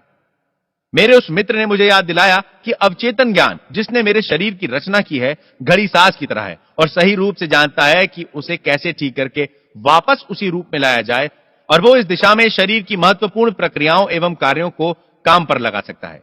किंतु इसके लिए मुझे स्वस्थ होने का विचार उसे प्रेषित करना होगा। मैंने बहुत साधारण तरीके से प्रार्थना की। मेरे शरीर और उसके अंगों की रचना मेरे अवचेतन मन के अनंत ज्ञान ने की है। उसके विवेक ने मेरे सभी अंगों, कोशिकाओं, मांसपेशियों और हड्डियों को आकार दिया है। मेरे भीतर जो अनंत उपचार प्रक्रिया है वो अब मेरे शरीर की प्रत्येक कोशिका का उपचार कर मुझे पूर्णतः स्वस्थ बना रही है। मैं उपचार के लिए धन्यवाद देता हूं। मेरे अंदर के इस ज्ञान के कार्य सचमुच में आश्चर्यजनक हैं। मैंने ये प्रार्थना 5 मिनट में मुंह से बोलकर दिन में 2-3 बार दोहराई। लगभग 3 महीने में मेरा त्वचा रोग दूर हो गया और इस प्रकार मैं पूर्ण रूप से स्वस्थ हो गया। आपने देखा होगा कि मैंने केवल अपने अवचेतन मन को जीवन देने वाले के तरीके दिए। भाग 8, सौंदर्य और संपूर्णता के सुझाव दिए और इस प्रकार अपने अवचेतन मन में बैठी नकारात्मक छवियों एवं नमूनों को बाहर निकाला, जिनकी वजह से मेरे शरीर में रोग उत्पन्न हुआ था। कोई भी व्याधि आपके शरीर में प्रवेश नहीं कर सकती जब तक कि वो पहले मन में न प्रवेश करे, और जैसे ही आप सकारात्मक विचारों के जरिए उसे डुबोकर नष्ट करते हैं, आपका मन बदलने लगता है और आपका शरीर उसी के अनुकूल बनने लगता है। सभी प्रकार के उपचार का यही आधार है। आपके कार्य अद्भुत हैं और ये मेरी आत्मा, मेरा अवचेतन मन पूर्णतः समझता है। अवचेतन मन शरीर के सभी कार्यों को कैसे नियंत्रित करता है। जब आप जागते रहते हैं और जब आप बिस्तर पर सो जाते हैं, उस दौरान आपका अवचेतन मन कभी न थकने वाले माध्यम से आपके चेतन मन की सहायता के बगैर आपके शरीर के सभी अंगों को निरंतर चलाए रखता है। उदाहरण के लिए, जब आप सो रहे होते हैं, आपके दिल की धड़कन एक लयबद्ध रूप से चलती रहती है। फेफड़े अपना काम करते रहते हैं, आपकी सांसें अंदर बाहर चलायमान रहती हैं। ये सब वैसा ही चलता रहता है जैसा आपके जागे रहने में चलता है। आपका अवचेतन मन पाचन क्रिया, ग्रंथिमय स्त्राव तथा शरीर की अन्य अनेक रहस्यमय कार्यवाहियों को नियंत्रित करता है। चाहे आप सो रहे हो या जाग रहे हो, आपके सिर के बाल उगते रहते हैं। वैज्ञानिक हमें बताते हैं कि त्वचा से पसीना जागे रहने से ज्यादा सोते रहने में निकलता है। सोने के दौरान आपकी आंखें, कान और अन्य इंद्रियां सक्रिय रहती हैं। उदाहरण के लिए, एक महान वैज्ञानिक को सोने के दौरान अपनी समस्याओं का समाधान मिला है। उन्होंने अपने समाधान सपने में देखे। कभी कभी आपका चेतन मन चिंता, व्याकुलता, भय और निराशा पैदा करके आपके हृदय, फेफड़े और पेट की सामान्य प्रक्रिया में बाधा उत्पन्न कर देता है। इस प्रकार के विचार आपके अवचेतन मन के व्यवस्थित संचालन में गतिरोध पैदा करते हैं। जब कभी आप मानसिक रूप से परेशान होते हैं तो सबसे बढ़िया उपाय यह है कि शांत हो जाएं, मन को धीरज दें और अपनी विचार प्रक्रिया पर विराम लगा दें। अपने अवचेतन मन से बात करें, उससे कहें कि वो शांतिपूर्वक दैवी नियम के अंतर्गत संयम बनाए रखे। आप देखेंगे कि आपके शरीर के सभी कार्य सामान्य हो गए हैं। याद रखें, आपको अपने अवचेतन मन को पूरे अधिकार और विश्वास के साथ कहना है। आप देखेंगे कि वह तुरंत आपके आदेश का पालन करेगा। आपका अवचेतन मन किसी भी कीमत पर हमेशा आपके जीवन को बनाए रखना और आपको स्वस्थ रखना चाहता है। वो आपको अपने बच्चों से प्यार करने के लिए प्रेरित करता है, जो अपने आप में जीवन बनाए रखने की नैसर्गिक इच्छा का रूप है। मान लो गलती से आपने कोई बुरा खाद्य पदार्थ खा लिया है, आपका अवचेतन मन आपसे उल्टी करवा देगा, आप उसे उगल देंगे। यदि आपने भूल से जहर खा लिया तो आपका अवचेतन मन उसे बेअसर करने की प्रक्रिया में लग जाएगा। यदि आप उसकी चमत्कारी शक्तियों के भरोसे अपने आप को पूरी तरह छोड़ देंगे तो आप पूरी तरह से स्वस्थ बन जाएंगे। पहली बात यह समझ लेनी है कि आपका अवचेतन मन हमेशा काम कर रहा है। वो दिन रात सक्रिय है, चाहे आप उसके अनुरूप काम करें या ना करें। आपका अवचेतन मन आपके शरीर का निर्माता है, किंतु आप इसका एहसास नहीं कर पाते क्योंकि उसकी कार्यप्रणाली बहुत ही शांतिपूर्ण और बेआवाज है। आपका कामकाज हरदम चेतन मन से रहता है, अवचेतन मन से नहीं। आपको केवल यह करना है कि अपने चेतन मन को जीवन की अच्छी बातों में व्यस्त रखें और निश्चित करें कि आपके रोजमर्रा के विचारों का आधार सुंदर हो, सत्य हो, न्यायोचित हो और सद्गुणों से संपन्न हो। अब जबकि आप हृदय से जान गए हैं कि आपका अवचेतन आपके रोजमर्रा के विचारों के अनुकूल अभिव्यक्त करता है, पुनर्निर्माण कर प्रदर्शित करता है, तो आज ही से अपने चेतन मन को अपने नियंत्रण में रखना सीखें। याद रखें, जैसे पानी पाइप में जाकर उसका आकार लेकर बहने लगता है, ठीक उसी प्रकार जीवन का नियम भी आपके अंदर आपके विचारों की प्रवृत्तियों के अनुरूप बहता है। मन में विश्वास जमा लें कि आपके अवचेतन की उपचार प्रक्रिया का आपके अंदर प्रवाह हो रहा है और चारों ओर सौंदर्य, स्वास्थ्य, शक्ति, आनंद एवं खुशहाली का साम्राज्य है। इस भावना को सजग रखकर उसे अपना प्रिय साथी बनाएं। विश्वास करें कि यह जीवन धारा आपके भीतर निरंतर बह रही है, स्फूर्ति दे रही है, आपको समृद्ध कर रही है। उसकी प्रतिक्रिया ठीक ऐसी ही होगी, आपके विश्वास के अनुकूल होगी।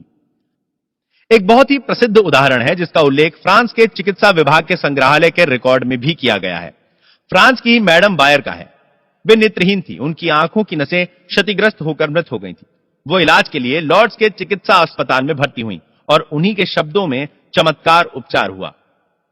एक प्रोटेस्टेंट युवा महिला रूथ क्रैंस्टन ने उस केस की छानबीन करके मैकाल्स नामक पत्रिका के नवंबर 1955 के अंक में लिखा कि लॉर्ड्स में आश्चर्यजनक रूप से उनकी आंखों की दृष्टि वापस आ गई, जबकि आंखों की नसें मृत और बेकार बनी रहीं, जैसा कि अनेक डॉक्टरों ने बार बार परीक्षण करने के बाद यह प्रमाणित किया। एक महीने बाद दोबारा परीक्षण में पाया गया कि उनकी देखने की शक्ति सामान्य हो गई है, किंतु पहले जैसा कि मेडिकल परीक्षण में बताया गया था, वे मृत आंखों से देख रही थीं। मैं भी अनेक बार लॉर्ड्स गया हूं और मैंने भी इस प्रकार के उपचार देखे हैं तथा यह तय है, जैसा कि हम अगले अध्याय में व्याख्या करेंगे, कि इसमें संदेह नहीं कि ऐसे चमत्कार उपचार की घटनाएं दुनिया के लगभग सभी धर्मों के तीर्थस्थलों में होती हैं। जैसा कि हमने कहा कि तीर्थस्थल के किसी पवित्र जल से मैडम बायर का उपचार नहीं हुआ, बल्कि उनके अपने अवचेतन मन ने उनकी आंखों की रोशनी लौटाई, जिसको मन की आत्मा ने चमत्कारी शक्ति प्रदान की। उनके अवचेतन मन के उपचार तंत्र ने उनके विचारों की प्रवृत्ति की प्रतिक्रिया स्वरूप कार्य किया। अवचेतन मन में आस्था एक विचार है। इसका अर्थ है, वो स्वीकार करो जो सत्य है। विचार स्वीकृत होने पर स्वतः कर्मशील हो जाता है। इसमें संदेह नहीं है कि मैडम बायर उस तीर्थ स्थल में पूरी आशा और आस्था के साथ ये विश्वास लिए गई थी कि उनकी आंखों का उपचार होगा। उनके अवचेतन मन ने उसी के अनुकूल प्रतिक्रिया स्वरूप उपचार तंत्र को जागृत कर दिया। अवचेतन मन जिसने आंख की रचना की है वो मृत नस को पुनर्जीवित कर सकता है। जो रचना रचनात्मक सिद्धांत करता है वो भी कर सकता है। अपनी आस्था के अनुकूल ही आपको मिलता है। दक्षिण अफ्रीका स्थित जोहानिसबर्ग में एक प्रोटेस्टेंट पादरी ने मुझे बताया कि पूर्ण स्वास्थ्य का विचार उन्होंने अपने अवचेतन मन को किस तरह से पहुंचाया। उनके फेफड़ों में कैंसर था। उनका तरीका, जैसा कि उन्होंने अपने हाथ से लिख कर दिया, वो इस प्रकार था। मेरे पैर आराम में हैं, मेरे टखने आराम में हैं, मेरे पांव आराम में हैं, मेरे पेट की मांसपेशियां आराम में हैं, मेरा हृदय और फेफड़े आराम में हैं, मेरा सिर आराम में है, मेरा पूरा शरीर आराम में है। लगभग 5 मिनट में मैं सोने की तंद्रा में होऊंगा। और तब मैंने निम्नलिखित सत्य की प्रतिज्ञा की। ईश्वर की महानता अब मेरे जरिए अभिव्यक्त हो रही है। पूर्ण स्वास्थ्य का विचार अब मेरे अवचेतन मन में भरता जा रहा है।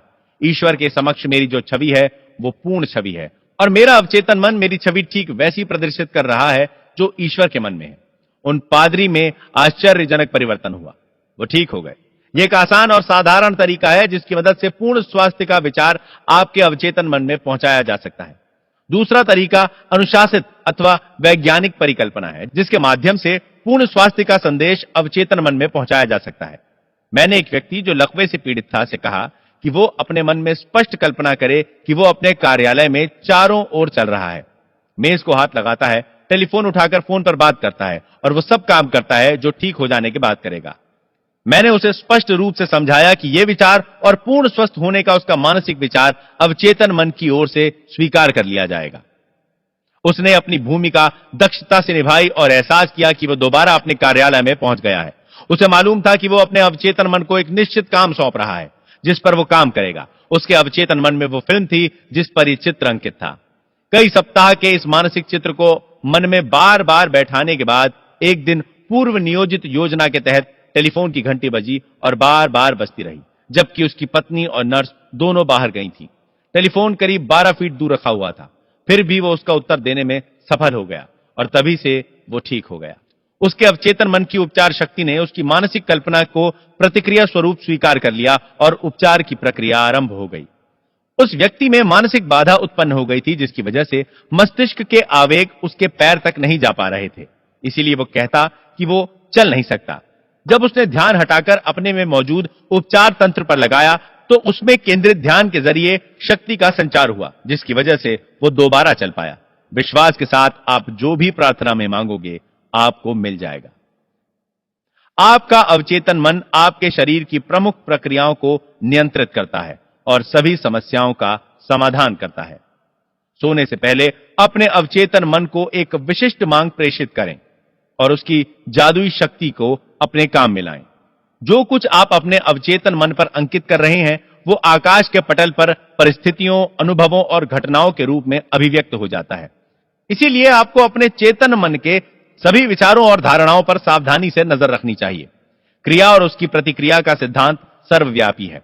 आपका विचार क्रिया है और अवचेतन मन की स्वाभाविक प्रतिक्रिया आपके विचार की प्रतिक्रिया है। सभी प्रकार की निराशा का कारण अपूर्ण इच्छाएं होती हैं। यदि आप अड़चनों, विलंब और परेशानियों में फंसे रहेंगे तो आपका अवचेतन मन भी उसी के अनुकूल रहेगा और इस प्रकार आप अपना ही नुकसान कर रहे हैं। जीवन का नियम आपके माध्यम से पूर्ण लय और एक रूपता के साथ प्रवाहित होगा। यदि आप विश्वास के साथ यह प्रतिज्ञा करें, मेरा विश्वास है कि अवचेतन मन जिसने मुझे यह इच्छा दी है वो अब मेरे माध्यम से उसे पूरी कर रहा है, ये सभी बाधाओं का अंत करेगा। चिंता, व्याकुलता और भय आपके हृदय, फेफड़ों और अन्य अंगों की सामान्य गति में अवरोध पैदा करते हैं। अपने अवचेतन मन को यदि प्रेम, सौहार्द, स्वास्थ्य और शांति का संदेश देंगे तो आपके शरीर के सभी अवयव दोबारा सामान्य हो जाएंगे। आपके चेतन मन को सर्वोत्तम आशाओं से व्यस्त रखें और आपका अवचेतन आपके रोजमर्रा के विचारों को पूरी वफादारी से पुनः प्रस्तुत करेगा।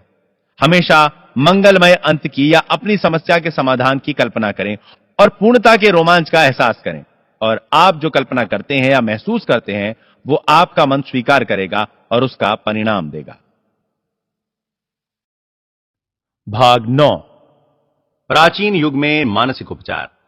सदियों से सभी देशों के लोगों में शायद अंतः प्रेरणा से या नैसर्गिक रूप से यह समानता रही है कि मानव शरीर में ही एक उपचार तंत्र है जो मानव शरीर के सामान्य कार्यों और संवेदनाओं को पुनर्जीवित कर देने की शक्ति रखता है।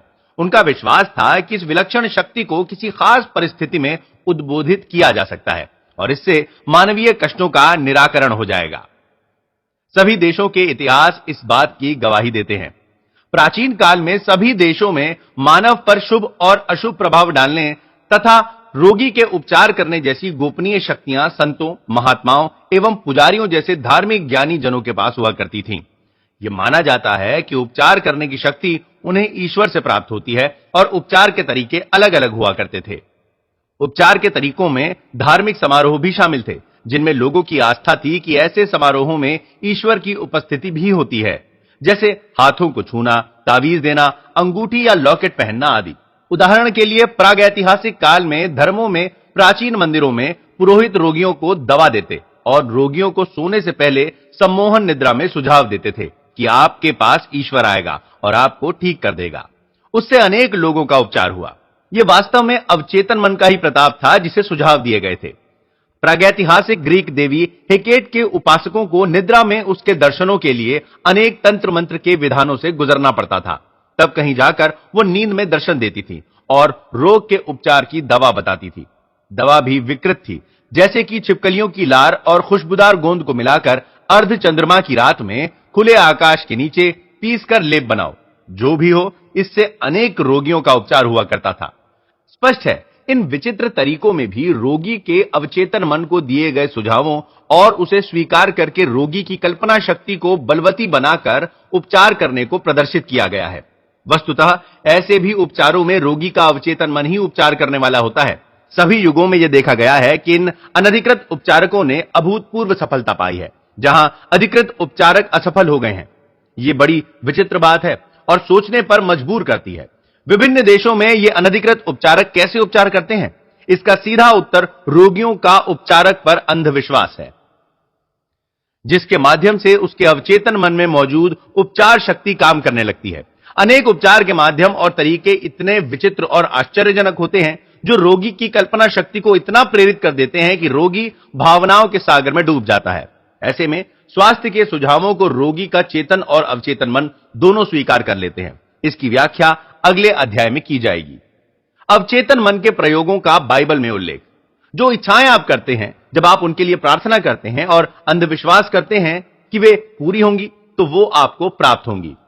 इन पंक्तियों पर ध्यान दीजिए, समय और काल पर ध्यान दीजिए। प्रेरित लेखक कहता है कि इस बात पर विश्वास कीजिए और सच मानिए कि हमारी इच्छा पूरी हो गई है या कि पहले ही पूरी हो चुकी है और इसका अनुभव भविष्य में मिलने जा रहा है। इस तकनीक की सफलता दृढ़ विश्वास पर निर्भर करती है कि विचार, धारणा, चित्र मन में पहले ही बन चुका है। मन के साम्राज्य में किसी वस्तु के तत्व का होना तभी हो सकता है जब यह सोचा जाए कि वह वास्तव में वहां मौजूद है।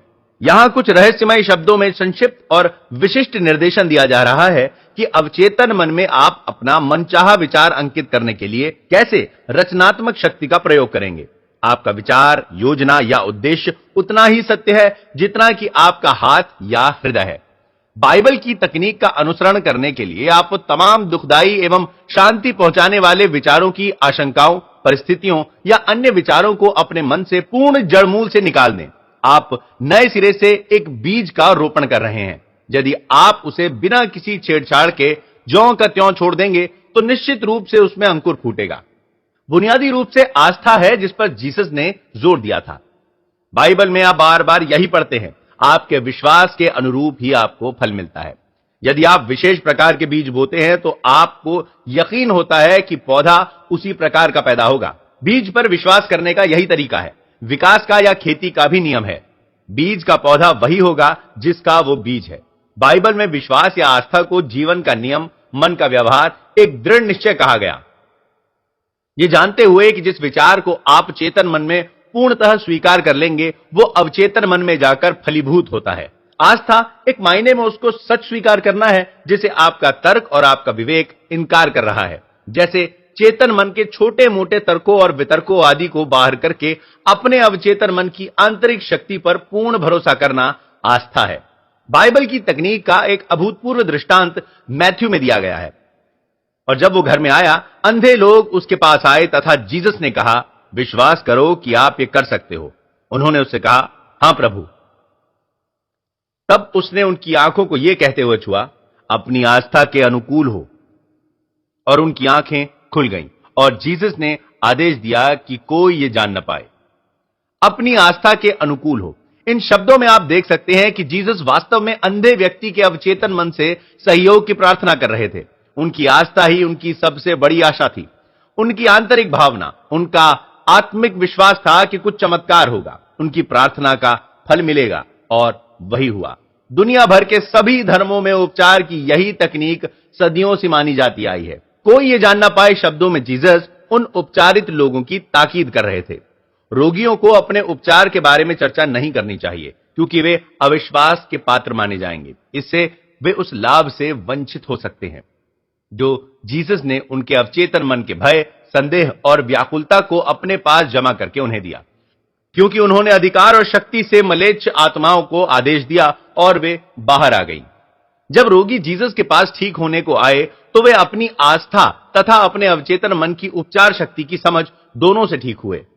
उन्होंने जो कहा वो उसने अपने अंतर्मन में सच मानकर कहा।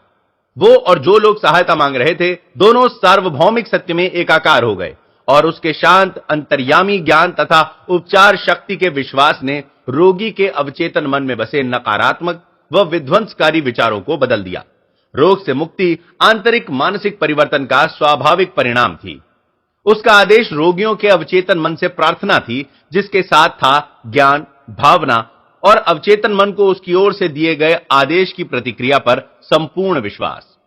दुनिया के विभिन्न धार्मिक स्थलों पर हुए चमत्कार।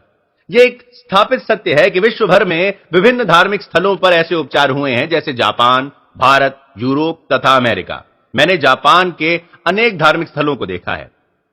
दियाबुत्सु में भगवान बुद्ध की विशाल कांस्य प्रतिमा है, जिसमें बुद्ध दोनों हाथ जोड़कर बैठे हैं और उनके मुख पर प्रकाश दीप्तिमान होकर जगमगा रहा है।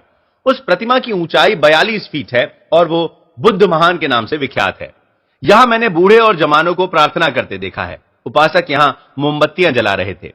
गाइड ने मुझे एक युवती की प्रार्थना का अर्थ समझाया, जो 2 संतरों का भोग लगाकर झुकी हुई खड़ी थी। उसने मोमबत्ती भी जलाई। गाइड ने बताया कि उसकी आवाज गायब हो गई थी और उस तीर्थ स्थल पर आने के बाद उसकी आवाज लौट आई। वो बुद्ध को अपनी आवाज के लिए धन्यवाद दे रही थी। उसके मन में आस्था थी कि उसकी गाने वाली सुरीली आवाज फिर से लौट आएगी, यदि वो कुछ औपचारिकता निभाए और उपवास रखे तथा कुछ विशिष्ट भेंट अर्पित करे। इन सब से उसमें विश्वास और आशा ने जन्म लिया, जिससे प्रेरित होकर उसके मन में आस्था उत्पन्न हो गई।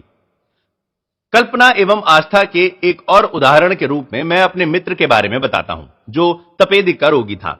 उसके फेफड़े क्षतिग्रस्त हो चुके थे। उसके पुत्र ने उसका उपचार करने का निर्णय लिया। वो अपने पिता के साथ पर्थ, ऑस्ट्रेलिया गया। वहां उसने अपने पिता को बताया कि उसे एक संत मिला है जो अभी अभी यूरोप के उपचार की मन्नत वाले तीर्थ स्थल से होकर आया है। संत ने उसे एक असली क्रॉस दिया है। उसने बताया कि उसने क्रॉस के लिए उस संत को $500 दिए हैं।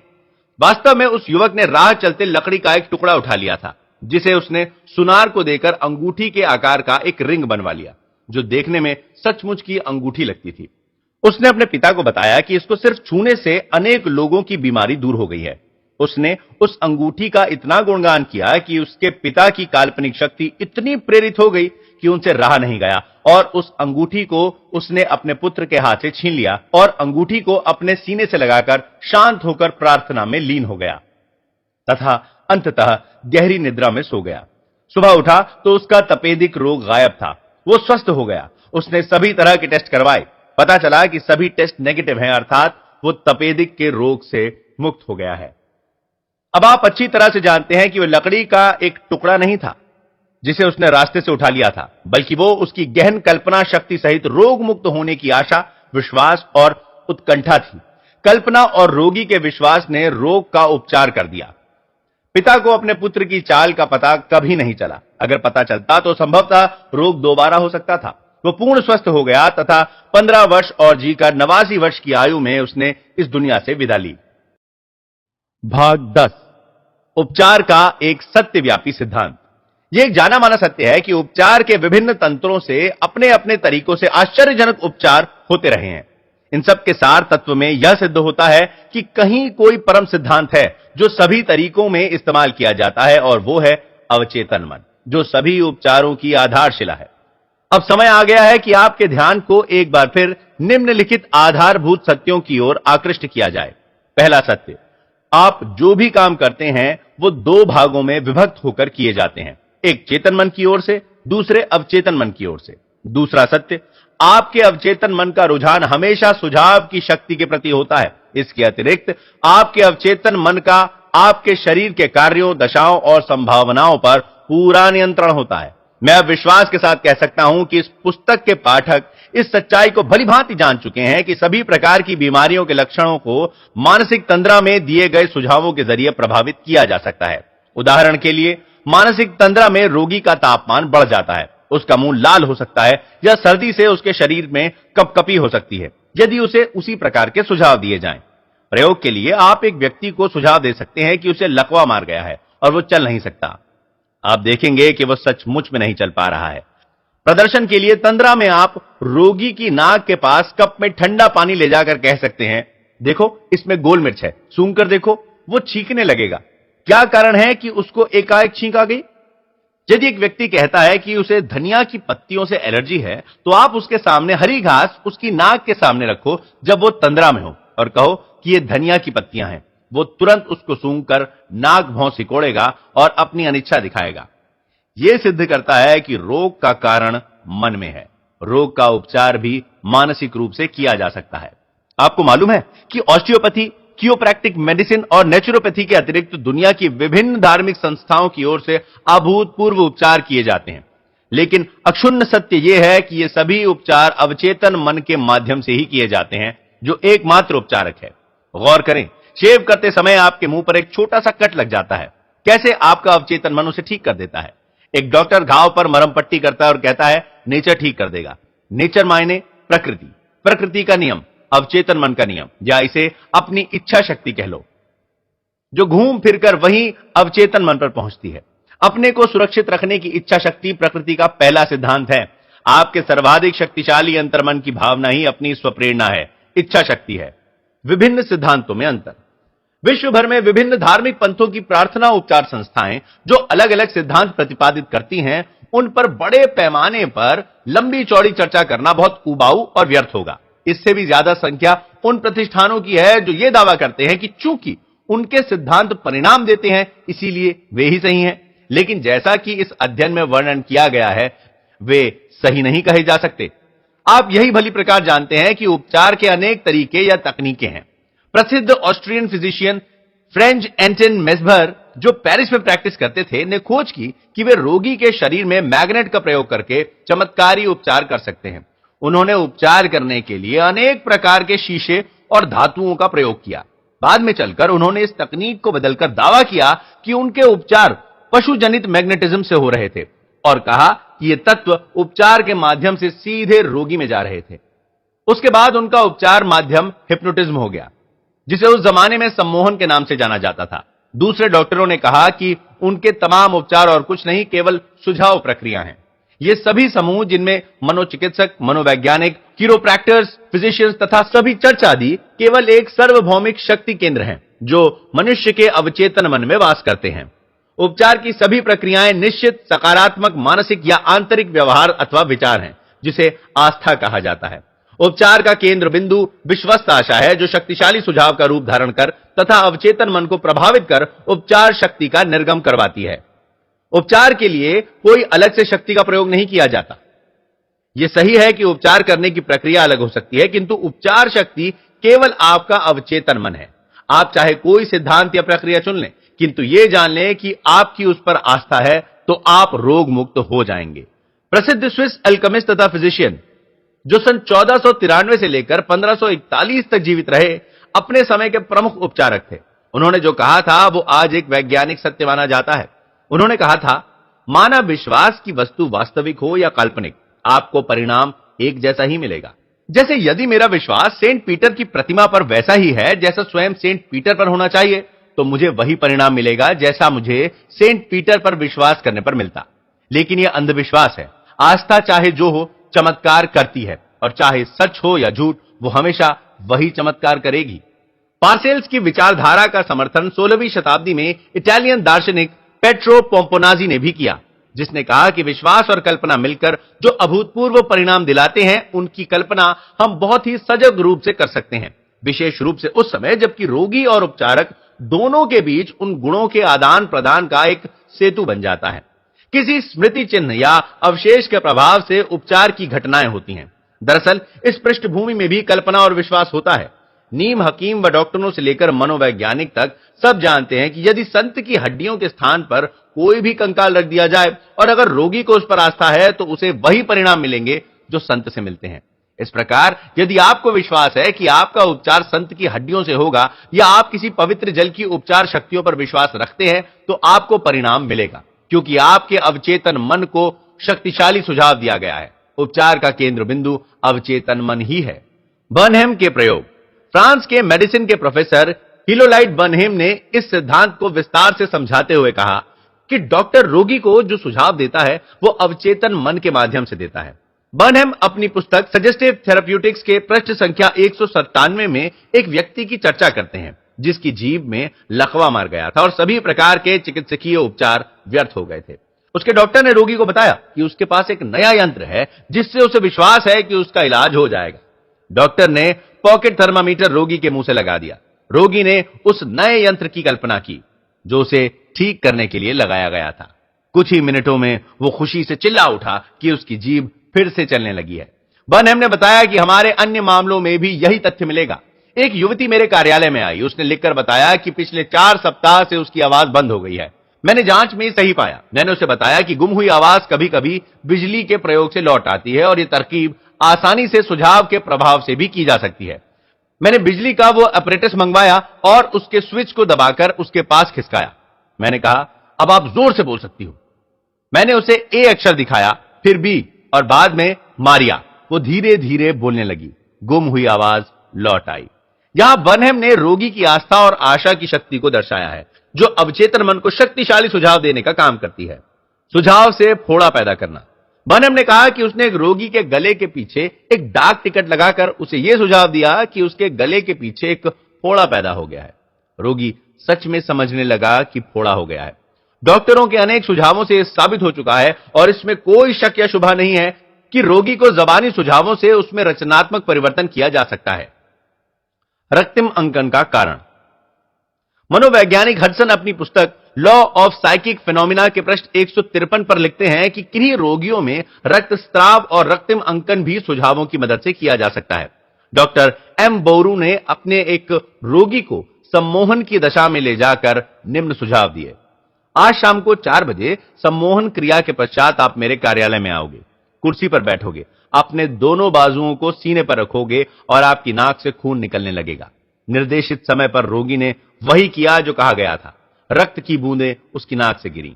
एक अन्य दृष्टांत में उसी डॉक्टर ने एक रोगी के दोनों भुजाओं में बिना धार वाले एक यंत्र से उसका नाम लिख दिया।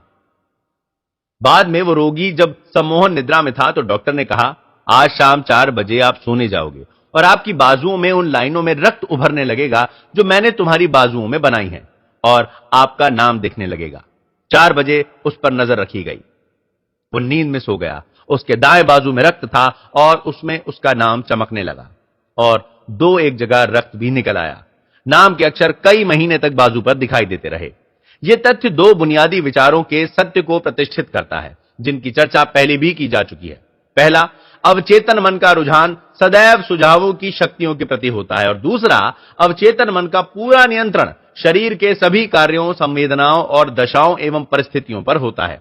सभी प्रदर्शित उदाहरणों में जो भी नाटकीय घटनाएं वर्णित की गई हैं, उनका प्रमुख कारण सुझाव रहा है और यही सार तत्व भी है कि जैसा मनुष्य हृदय में सोचता है वैसा ही वो है। उपचार बिंदुओं का पुनरावलोकन। अपने को बराबर याद दिलाते रहें कि उपचार शक्ति आपके अपने अवचेतन मन में मौजूद है। ये जान लें कि आस्था जीवन में बोया जाने वाला एक बीज है। जैसा बीज डालोगे उसका फल वैसा ही होगा। अपने मन में बीज की बुआई करो और उसमें आशा का पानी एवं खाद डालो, फिर देखें वैसा ही फल मिलेगा जिसकी आशा आपने की थी। आपके मन में पुस्तक के लिए जो विचार हैं, जो नया आविष्कार है या नाटक है, वो आपके मन का सच है। अपनी विचार योजना या आविष्कार की वास्तविकता पर विश्वास करो। जैसे ही विश्वास करोगे वो आपका हो जाएगा। दूसरे के लिए प्रार्थना करते समय यह जान लें कि आपके अंदर के मन की संपूर्णता, सौंदर्य और सही रूप देने की क्षमता दूसरे व्यक्ति के अवचेतन मन के नकारात्मक विचारों को बदलकर अभूतपूर्व परिणाम दे सकती है। विभिन्न धार्मिक स्थलों के चमत्कारी उपचारों के बारे में जो आपने सुना है वो काल्पनिक और अंधविश्वासों के कारण हुए हैं, जो अवचेतन मन के कहने पर उपचार शक्ति को निर्गित करता है। सभी रोगों का उद्गम मन से होता है। शरीर पर रोग का प्रभाव तब तक नहीं होता जब तक मन में उसके लिए हरी झंडी नहीं मिल जाती। सम्मोहन के सुझावों से आपके शरीर में किसी भी रोग के लक्षण पैदा किए जा सकते हैं। यह सिद्ध करता है कि आपके विचार कितने शक्तिशाली हैं। उपचार का केवल एक तरीका है और वो है आस्था। उपचार शक्ति केवल एक है और वो आपका अवचेतन मन है। आपके लक्ष्य की आस्था वास्तविक हो या नकली, आपको परिणाम मिलेंगे। आपका अवचेतन मन आपके मन के विचारों को प्रकट करता है। अपनी आस्था को अपने मन का विचार समझें और बस इतना ही पर्याप्त है।